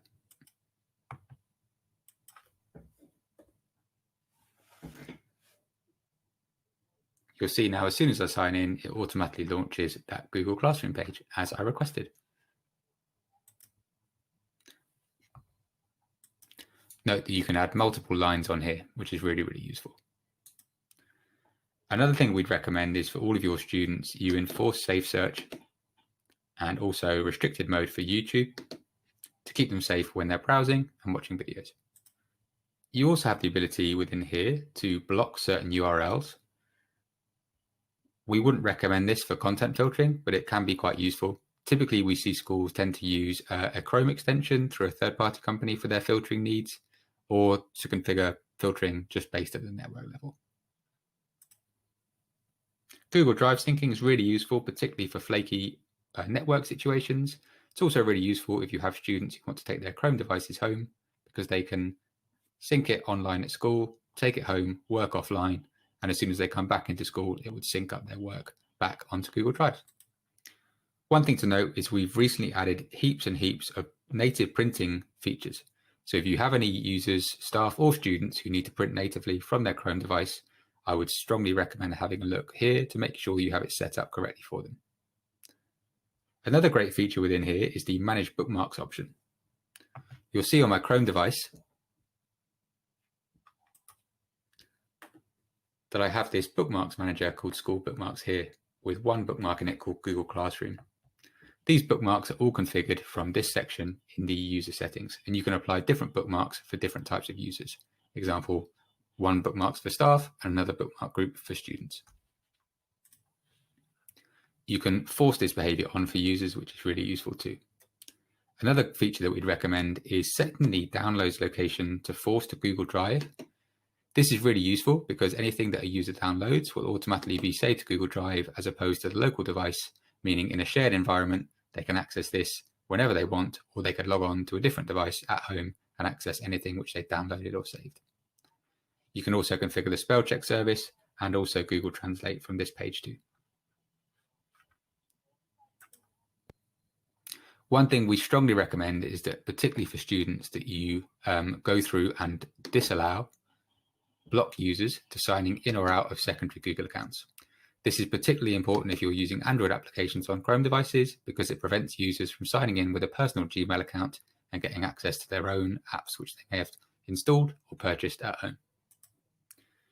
You have a number of additional options, particularly around what users can access. Again, you've got the accessibility features available for you here. You have the ability to block external storage devices should you not allow it. You can also restrict camera input should you wish. However, that may not be particularly relevant. You've also got some fantastic options down here around safe browsing. So one thing that we would strongly recommend is you enable safe browsing, and also in the download restrictions option, go through and block potentially dangerous downloads. And a final fairly recent feature that we'd recommend having a look at is the password alert. This allows you to trigger a password reuse if the user uses their password for their Google account on a site which is not a Google account, e.g. facebook.com. If they use it on a different site, it would prompt them to change their password immediately. A really nice extra anti-phishing support. And one final thing that I just want to have a look at with you is the network setting. So in the networks area, you can automatically apply network policies at the device level or the user level. In this case, I've got an example of a standard fairly open school network just secured with a PSK, which is applied to users by device level. You can then apply different policies for different users once they've authenticated. So for example, you may have a different network for staff and students. One thing that I would strongly recommend, particularly now if you are allowing students to take their devices home, is you can apply different policies to users if they would like to take their devices home or not. So one thing we would recommend is that for use in school, you may wish to restrict Wi-Fi networks so they can only use networks which have been configured in the admin console. But then if they're going to take the devices home, you want to connect to their home network, so you may wish to not enable that there.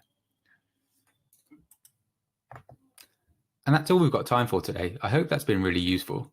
Just remember, if you ever need help or support from any of your Chrome devices in the future, you can access this support in the admin console simply by clicking the question mark in the top right-hand corner, contacting support, explaining that you are looking for support for Chrome devices, contact support, Chrome browser and devices, and you can then describe your issue. You can then chat with their operative over the web, send an email, or pick up a phone and give us a call. We also have a number of really great support articles online which you can use to help you troubleshoot and fix any potential issues. Thanks again for listening. Hopefully see you soon.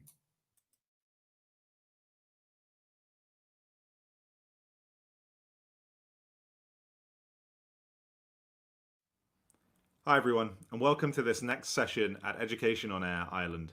My name's Dean, and I'm the Education Adoption Manager for Europe, Middle East and Africa on the Google for Education team.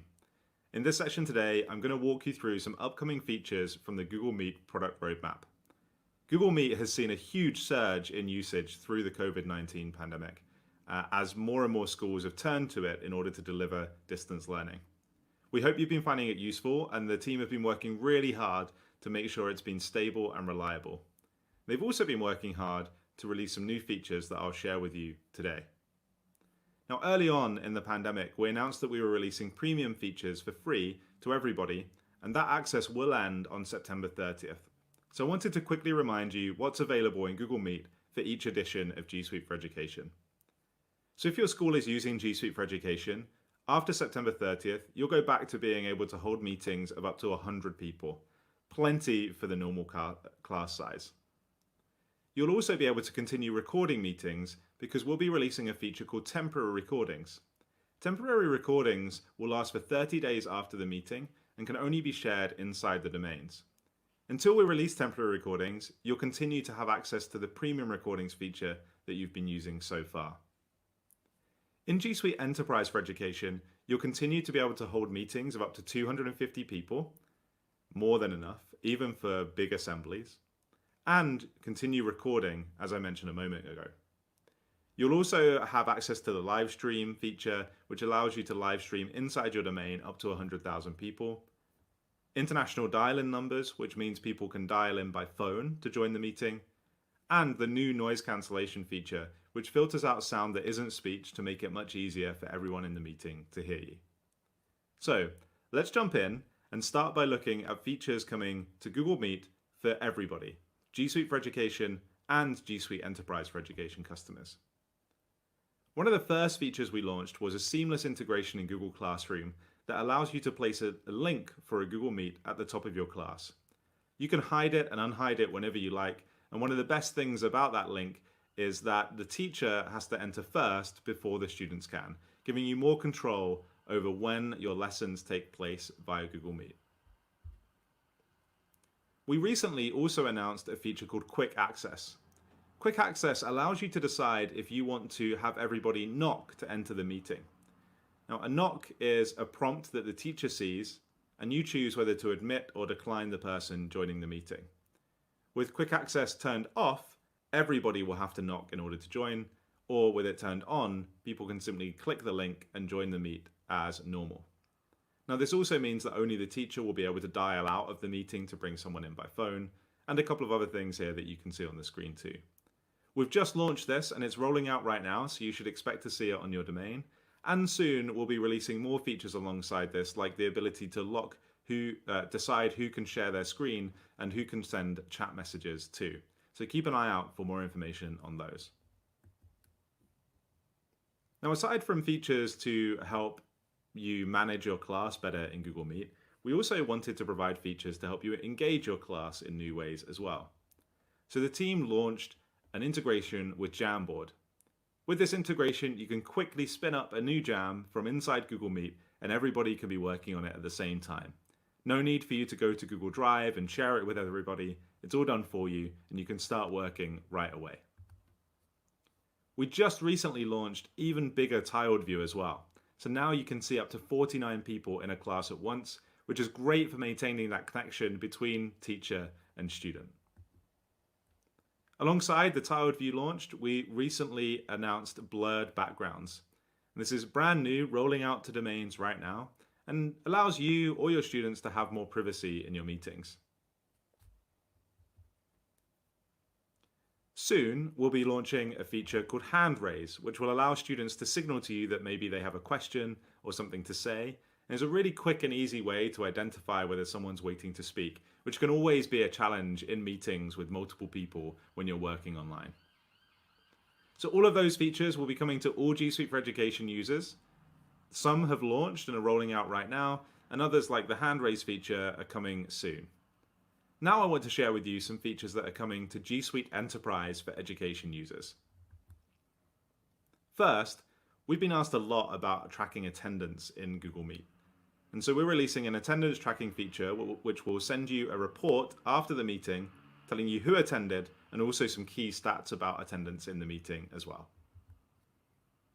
Next, you'll be able to use a new breakout rooms feature.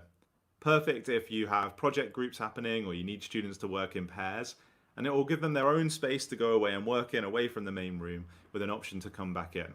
And you can decide how those groups look, or you can randomize and create groups really quickly for students to go away and work in.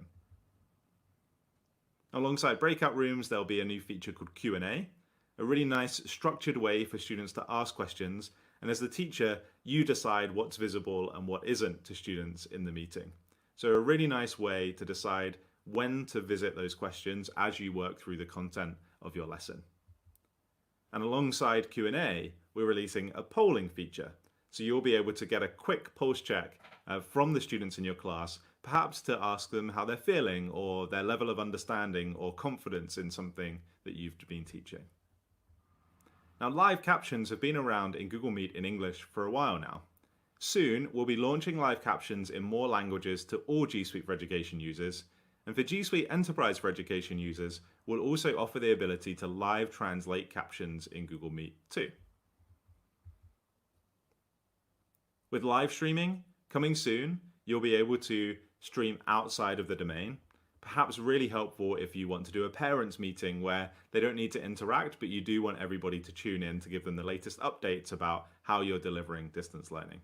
I'm really excited to see how schools use this and all of the other features that we've mentioned today.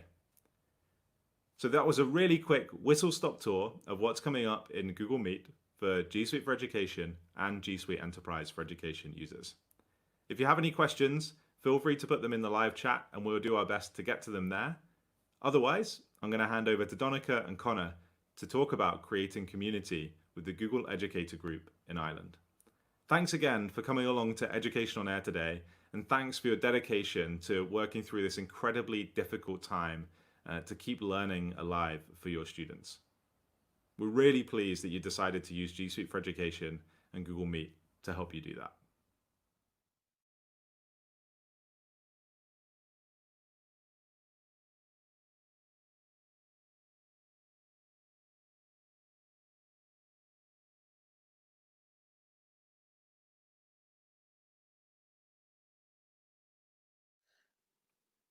Good afternoon, everybody, and thank you for connecting today. I hope you've enjoyed the various inputs from the fantastic events today and that you've been inspired and invigorated from some of the amazing educators who've spoken already. My name is Donegal Trassick, and I am the Director of Schools for Limerick and Clare Education Training Board. Prior to this, I was Principal of Gwenclosh Limerick for 13 years, and during my time as Principal, I led and developed a very successful one-to-one iPad deployment where all students and teachers use iPad in their teaching and learning in school. Central to the success of this initiative is the use of Google for Education and the outstanding suite of applications that both students and teachers love to use inside and outside of the school day. I've been convinced time and time again of the extraordinary innovation and drive that Google commits to its platform, and I'm extremely passionate about the potential that Google for Education has in transforming the learning and teaching moments that are so essential to engaging learners and educators, and no more so than today in this current pandemic of COVID-19. Google's easy-to-use and intuitive apps are unrivaled in allowing young people to personalise their learning, and that's the most important thing in the lives of our younger generations as they progress through school and engage in learning. It's also the most important thing for our teachers, who are very, very busy in terms of preparing content and teaching their classes, and these teachers need the easiest and most intuitive tools that they can have at their disposal. And this is something that Google for Education makes so easy for schools around the world today. The world of education is experiencing the most significant disruption that any of us who are involved in education has experienced in our entire working lives. And despite this disruption, teaching and learning continues with the help of technology and the fantastic tools like Google for Education, which are available to schools. I was extremely impressed looking at the stimulating work of educators in the Far East, who were responding to COVID-19 months before we had to contend with it. And the Google Educator groups in these countries were exceptionally innovative and creative in meeting the challenges of teaching and learning during COVID. Google has published some very interesting data and guidance based on research in countries throughout the world called Innovating Pedagogy, where the research points to the terminology and the concept of collaborative classrooms and how successful they are in helping students and teachers during COVID-19. For us as educators, we also need our own collaborative classroom, and the Google Educator Group concept is the ideal way for us to collaborate and learn from one another. I'm extremely grateful to the Google team, Dean, James, Yvette, and everyone in Google for Education for allowing me the opportunity to establish Ireland's own Google Educator Group. Google gave us the green light to set up GEG.ie last February, and together with Conor Power, one of the most passionate and inspirational advocates of Google in Ireland, we launched our first GEG Google Meet in June 2020. We now have 20 plus team members, and we'd love to see more joining. So please do reach out to us if you'd like to be part of this team. This team comprises of school leaders, principals and deputy principals, teachers, assistant principals, IT coordinators, and people working in third level, as well as SNAs, in helping to develop and further the various different types of opportunities that we can make available to support teachers and educators around Ireland. We've had several meets since June, and our collaboration is more important than ever before to ensure that we develop a support network for the ever-growing community of Google for Education users. We are very fortunate that we have Conor Power working with us in GEG.ie, and Conor brings a wealth of experience and passion to embedding technology in learning and teaching. I'd like to introduce Conor to you at this stage and I'll tell you some more about our vision for GEG.ie. Over to you, Conor. Thank you, Danica. And I'm here in Coláiste Ciarán in Croom, where over 10 years ago we began our Google journey. When I came to the school first, we signed up for Google Apps, as it was at the time. There was no education offering, and we're delighted to see how it has grown and developed with us as a school. And I think, as Danica mentioned, in recent times, it's been an absolute focus and an absolute vital asset. It's come at the right time in both the development of it as a cloud platform for education and with the recent addition of the hardware offering through the Chromebooks. So I'm very excited as well to be part of this larger network. A number of years ago I did the Google Certified Innovator program, where I met up with fellow teachers from around Europe. And I think the synergy and learning that we had from those 2 days was amazing, and it really whet my palate for more. And I think that this GEG is going to give the opportunity for us to really build that network. There are some fantastic education networks around the country, but I think given the core nature of G Suite as it is to schools at present, that there's really call for one that's looking at the Google tools and looking at sharing best practice for those specifically. So that's why linking with Danica and the education team, was I saw it as a massive opportunity for myself and for any teachers to get involved. So thanks, Danica. Thank you, Conor, for those really interesting and important observations. And it's such a pleasure to work with you on this exciting initiative, having spent so many years following you on Twitter and listening to you and watching your progress with using technology in education. I just want to commend you also for the fantastic work you've been doing with CESI, which is equally a very, very important support network for people who are passionate about using technology in schools. Now I'd like to talk to you about what is our why. We've seen a significant increase in the number of schools looking for to use Google for Education tools in recent years. Both Conor and I, and indeed our GEG team, get lots of calls from schools on how to set up G Suite. A lot of schools were on the fence for a while, but with COVID dominating so much of how we live and work today, these schools have jumped from the fence and adopted greater use of technology. And it's nice to see that so many have opted for Google for Education. We both have very, very good links with Google Education in Ireland, and we are really inspired by them, having been impressed with their events each September in Barrow Street in Google headquarters in Dublin. And we want to do more to support our fellow educators at various different points throughout the school year. Conor's going to speak to you a little bit more about why we want to grow and develop this network. So back to you, Conor. Yeah, I agree. And just following on from what you said, Danica, what I've really noticed in the last year is the massive uptake of new users. I mean, many of us were sold on the Google platform for a long, long time. But under the conditions we were working last year, it was an absolute must to get online. And a lot of the tools that support and tie into the Google platform as well were massively useful for teachers. And I really think a lot of them were absolutely surprised about how quick and easy they could get up and running. With tools like Classroom and plugins like Screencastify, they were delivering flipped content in a matter of minutes. And it was really like, and a lot of us would have been preaching this for many years, but it's just needs must.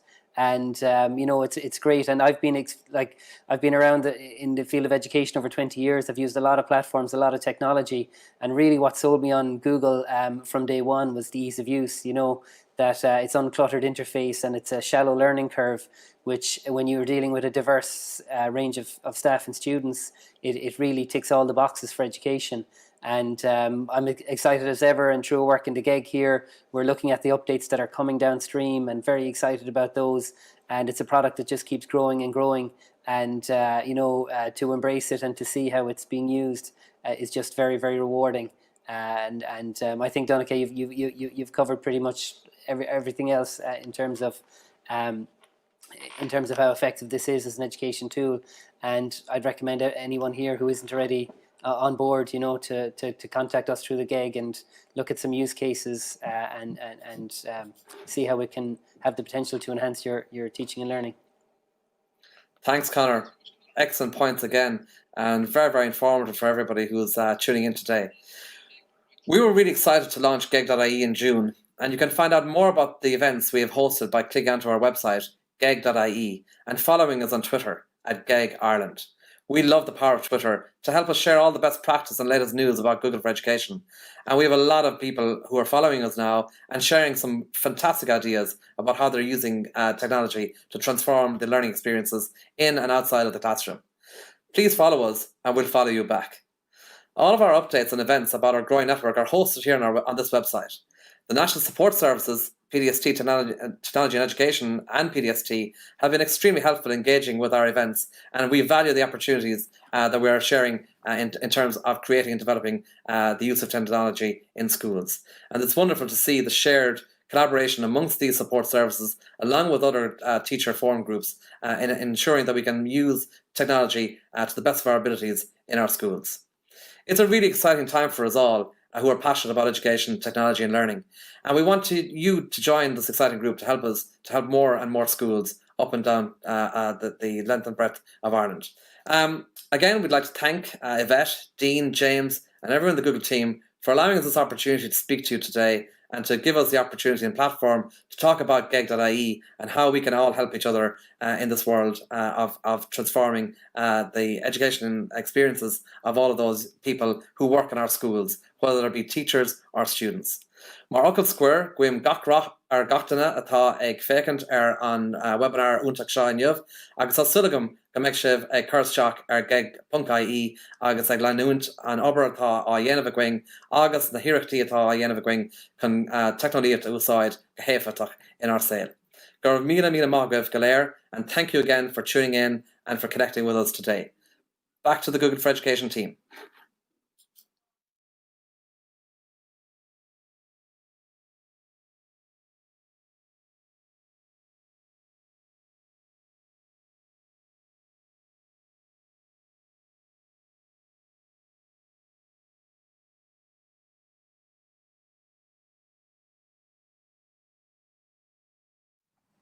Hi all.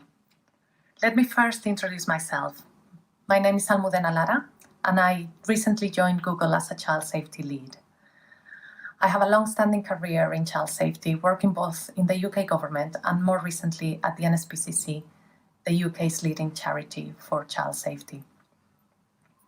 I am delighted to be here representing Google and having the opportunity to introduce our next speaker, Clina Purdu, Barnado's Online Safety Program Training Executive.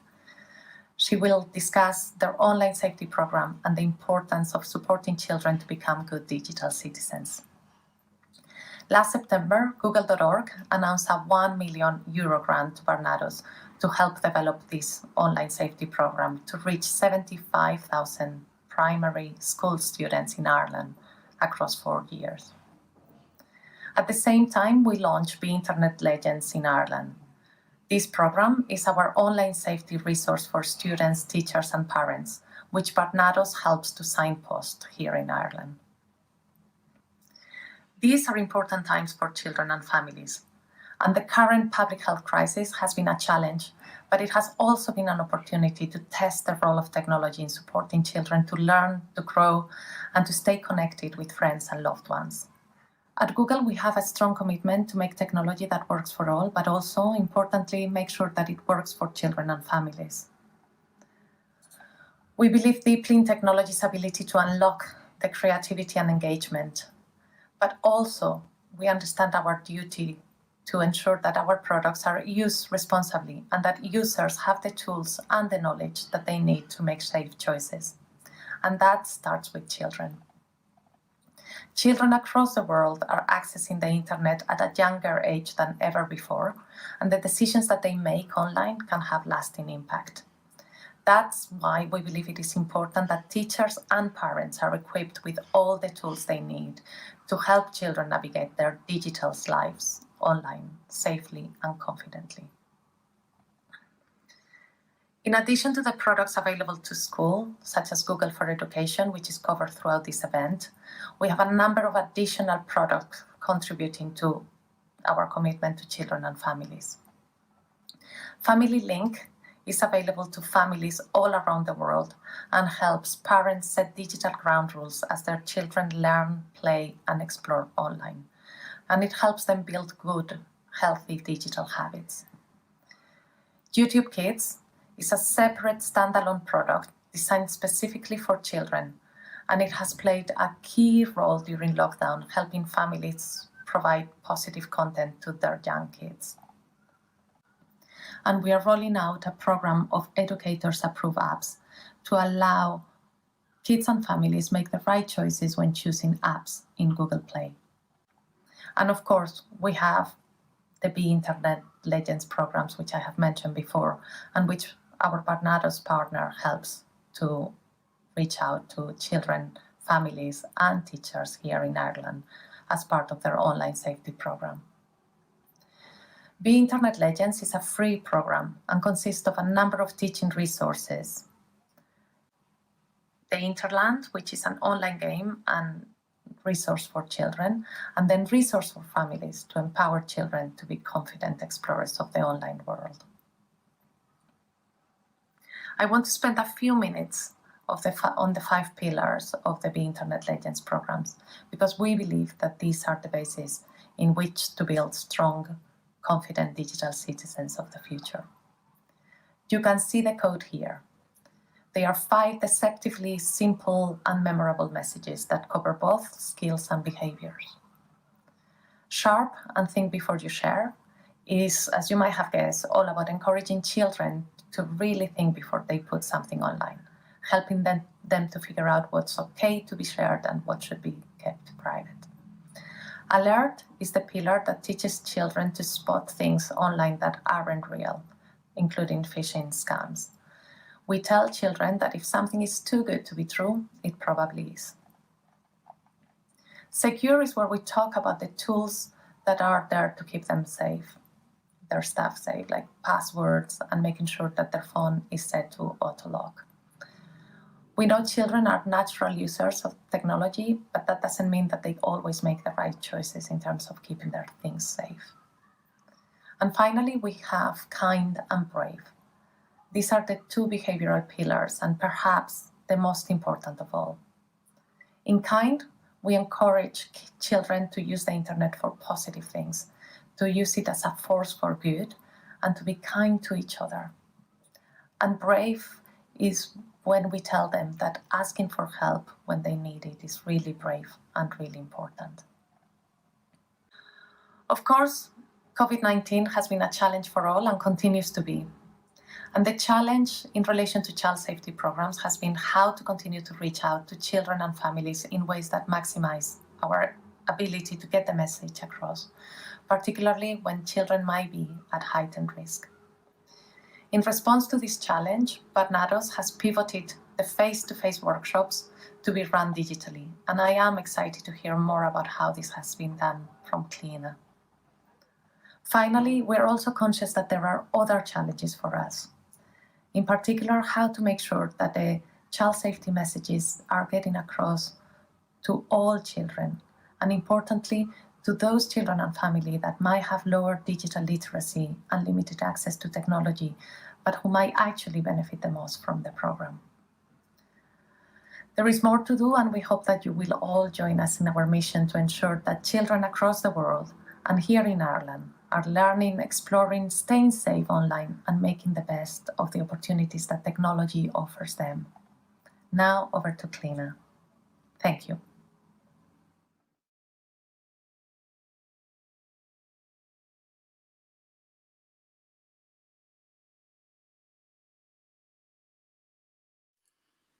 Thank you very much, Amadena. It's great to get an overview of the Be Internet Legends programme and to hear about the great other safety products that Google have to keep children and families safe online. So as Amadena explained, my name is Cliona Perdue and I'm the training executive of the Barnardo's online safety programme. We were very lucky this time last year to secure a 4-year partnership with Google to expand our online safety programme. So we were lucky because Google chose us, Barnardo's, as a charity to partner with because the messages in our online safety workshops align quite nicely with Be Internet Legends. I'll explain a little bit more about the content of our workshops in a minute. So last year, if anybody was at the face-to-face conference, my colleague Ger was there explaining how the partnership worked. Normally, I would love to give an update on how the first year has gone. However, the coronavirus had other plans and we had to stop our face-to-face workshops in schools in March. So I'll just kind of explain a little bit about how the partnership works, and then I'll also explain about how we've adapted thanks to the coronavirus pandemic. So you'll see there that the 4-year partnership with Google has allowed us to expand the online safety program that we already had in Barnardo's. They're face-to-face interactive workshops with primary schools primarily, but then we do go into secondary schools and speak to first and second years as well. We speak to teachers and then we also speak to parents all in individual workshops. So our dream is that we would speak to children in the morning, teachers in the afternoon, and then parents in the evening, and that would make sure that in one day all the online safety messages kind of were getting home. We're very lucky, thanks to this funding or thanks to support, that we can offer 4 workshops for €50 a day. If your school is a big one and you have 4 5th classes and 4 6th classes, we can come in 2 consecutive days and it'll be €50 each day. In terms of the content of our messages, as I explained, they do align quite nicely with Be Internet Legends. As part of the workshops, we offer the Be Internet Legends lesson plan to the school that we go to, so they're used as wraparound materials. But in terms of our messages, it's really kind of asking children to think, to make good choices online. So our workshops are positive. It's not about the internet being a scary place. It's about hoping to give children the tools and the skills that they need to navigate the internet in a safe and resilient way. It's asking children to think critically about the information that they read, but then also about the people that they meet online. And then finally, most important from my perspective, is the online behaviour. Because I know from the survey that we did during lockdown with teachers is that very often teachers say that children might not always understand the consequences of their behaviour online. They send a message and then they kind of forget about it, but they don't always see kind of the reaction that people might have, whether that be positive or negative. So in our workshops, they're very discussion based, they're very child led. It's really about hearing from the child. We don't speak at children. It's really kind of meeting children where they're at and exploring how they use the internet in a safe and resilient way. So the online behaviour looks at kind of thinking before you post. It looks at, when is it a joke, when is it bullying, and when does it cross the line for them? And then also, what can you do about it? In terms of our trainers, we have excellent trainers, and you'll see on this slide that in our first year we spent a lot of time recruiting really good quality trainers. So we went from 8 trainers up to 28. So we really have a good spread. So hopefully when we go back face-to-face workshops, there'll be a trainer in your area. And also for me, just mar squelgomer, to my ansá sarog, or will birch a gwingr féidir na cardlana iana vasquelga. So I'm really happy to say that. Our trainers are Garda vetted. They have 3 to 5 years experience working with children and young people and adults in a training capacity, and they really make our content come alive. So that's what the programme was. However, in March 2020, we had to adapt and kind of see where we're at. So as I said, we did do a survey first. We were meant to have a consultation with children and young people because from a Bernardus point of view, we believe in children's rights, we believe in the child's right to be heard. So it's really important for us to make sure that our workshops are meeting the needs of children and kind of really meeting them where they're at, and kind of we're making sure that we're listening to what they have to say to us. So the survey was for children, parents and teachers. And they really helped inform the programme. So interesting stats, like 80% of children and young people say that they would like to speak to their parents about online safety, but then 57% only think that their parents should teach them about online safety. So there's a bit of a gap there. We also did videos for parents during lockdown. So if you want to look at our website, www.bernardus.ie/OSP, especially if you want to have them on our website, on your website, on your school website, or just to kind of signpost parents to them. But then we made a decision over the summer to make our face-to-face workshops, to adapt them to be online. And I did a pilot just there recently, and actually very successful. Well, I'm just like to say that it did work, so I'm happy to hear that. So they're shorter than our face-to-face ones. They're 40 minutes long. The primary school look at the STAR programme. So S for stay safe, T for think smart, A for ask for help, and O for reach out and be kind. Again, kind of mirroring the Be Internet Legends messages. The secondary school looks at looking at making your choices matter online, so really thinking about the consequences of their actions online. We also have video lessons for teachers, so they'll be on our website on a phased basis.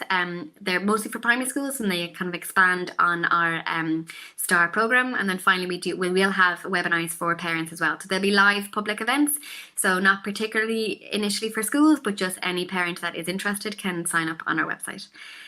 So hopefully that will be of help. In order to book, just email us at onlinesafety@bernardus.ie or call us on the number there. But just always look at our website, www.bernardus.ie/OSP. Thanks a million.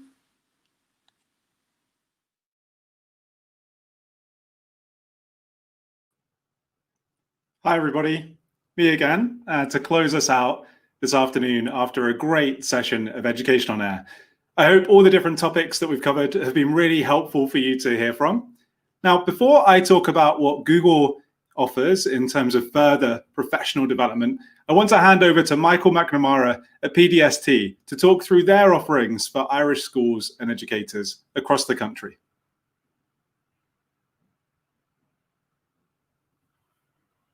Hello, I'm Michael McNamara, and I'm the team leader for digital technologies with the PDST. I'm going to talk you through the resources that we've created within the PDST to support you in embedding digital technologies for teaching, learning, and assessment within your practice. The first support you'll see here on screen is our Blended Learning Toolkit. This toolkit aims to explore the knowledge and skills necessary for teachers to engage in blended learning within their own context. These interactive resources and webinars explore blended learning from the planning to practice stages and offer advice to teachers and school leaders in this regard. As you can see on screen, these resources can be accessed at pdst.ie/blended learning.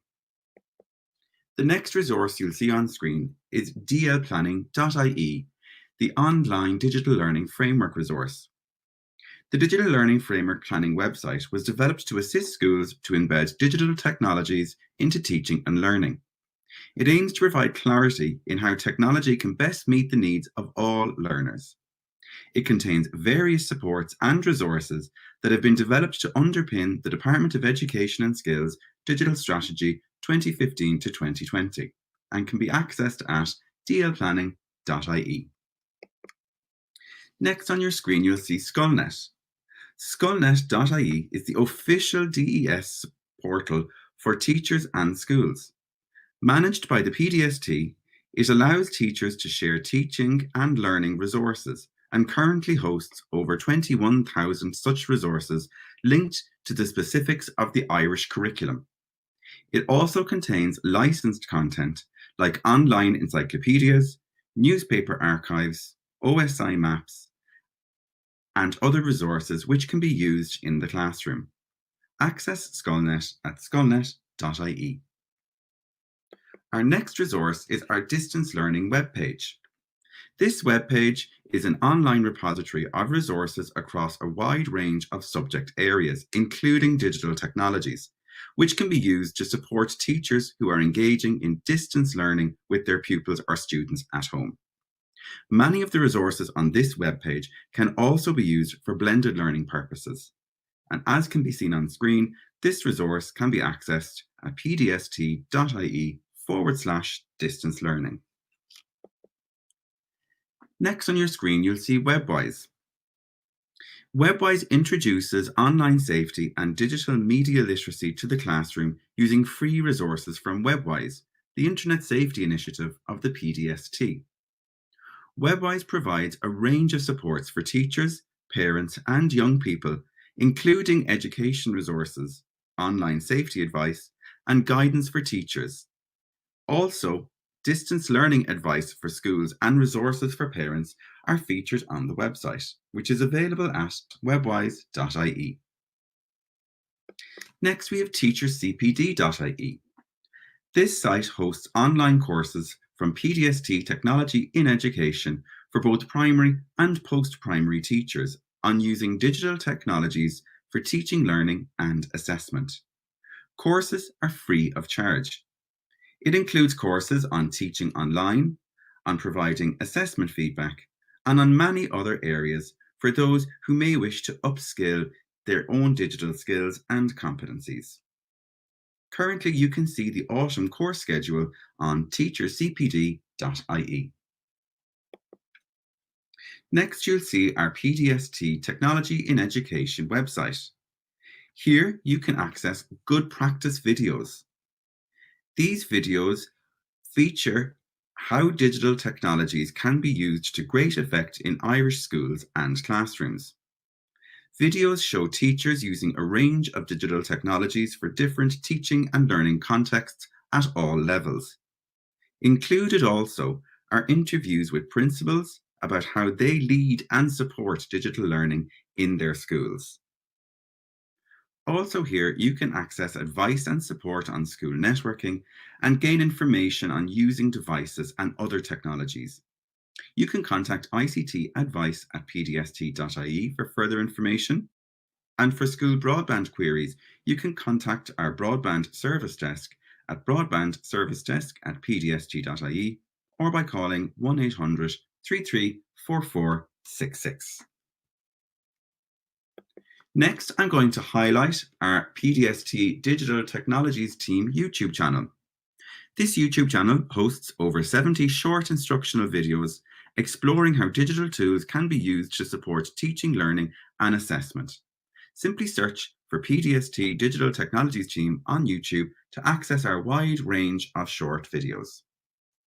And lastly, the PDST offers school support in digital technologies for teaching, learning, and assessment. Should schools wish to apply for such support, they can visit www.pdst.ie/school support to make their application.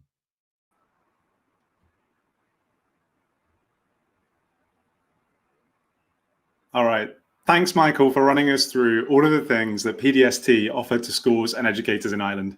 It's great to see that there's such a wide range of in-context resources available for you all.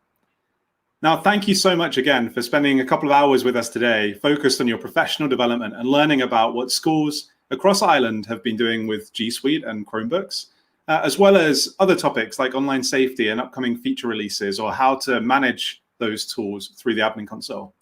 I just wanted to quickly recap the 4 different areas that you can continue your development after this event today. Now, first, we have an absolute bunch of free training on our Teacher Center. You can go through 2 different courses there, a fundamentals course if you're maybe new to the tools and you want to get started, and an advanced course to take things a little bit further. There's also a course around accessibility tools and how to become a trainer. So I recommend going and checking out the Teacher Center for everything that's available. Next, once you've worked through those training courses, you might decide to take one of our certifications. So we have Educator Level 1 and Level 2 certifications, which require you to take a practical exam where you log in and use the G Suite tools. They're a really great way to prove your proficiency in using the tools, And if you're a school leader, they're an excellent way to make sure that you know for sure that your staff have the skills they need to use our tools in a learning environment. Now, both of those resources are entirely pedagogy focused. They were written for teachers, by teachers, and I hope you find them useful. If you're looking for something more bespoke, I recommend reaching out to some of our partners. So earlier on, we heard from Cocoon and Kamara, Gavin and Orna, and you can reach out to them directly or find other training partners and Google certified trainers and innovators in our education directory. And finally, we heard from Donica and Connor earlier, who have done a phenomenal job of bringing together educators from across Ireland that are using Google's tools. So do go and check out the Google Educator Group Ireland website. It's a grassroots community of people just like you, and you can have open discussion about how to use technology in education to be the most impactful. So all that leaves me to say is a massive thank you to all of you. We really, really appreciate any feedback that you might have. So please do take a moment to visit the link on screen now, bit.ly/IE/EDU-on-air, and leave your feedback there. In the past couple of years, we've done these events on a huge scale at our office in Dublin. And I'm sad that we've not been able to meet in person this year. And I really hope that we can meet in person at some point next year.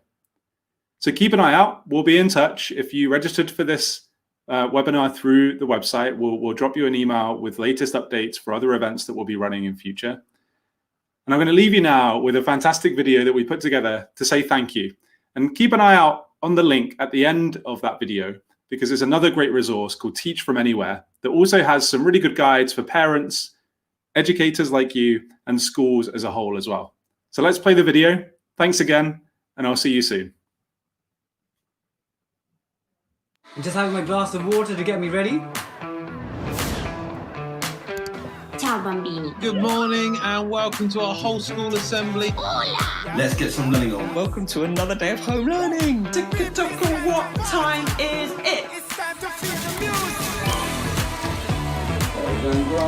So we're going to work out the volume of this spring roll. And they're all over the floor. I consist of 95% water. We learn grammar through the coolest tool, music. Super goed. Godt arbejde i dag, elever. I just need to keep it up. I'm so proud of you. Well done.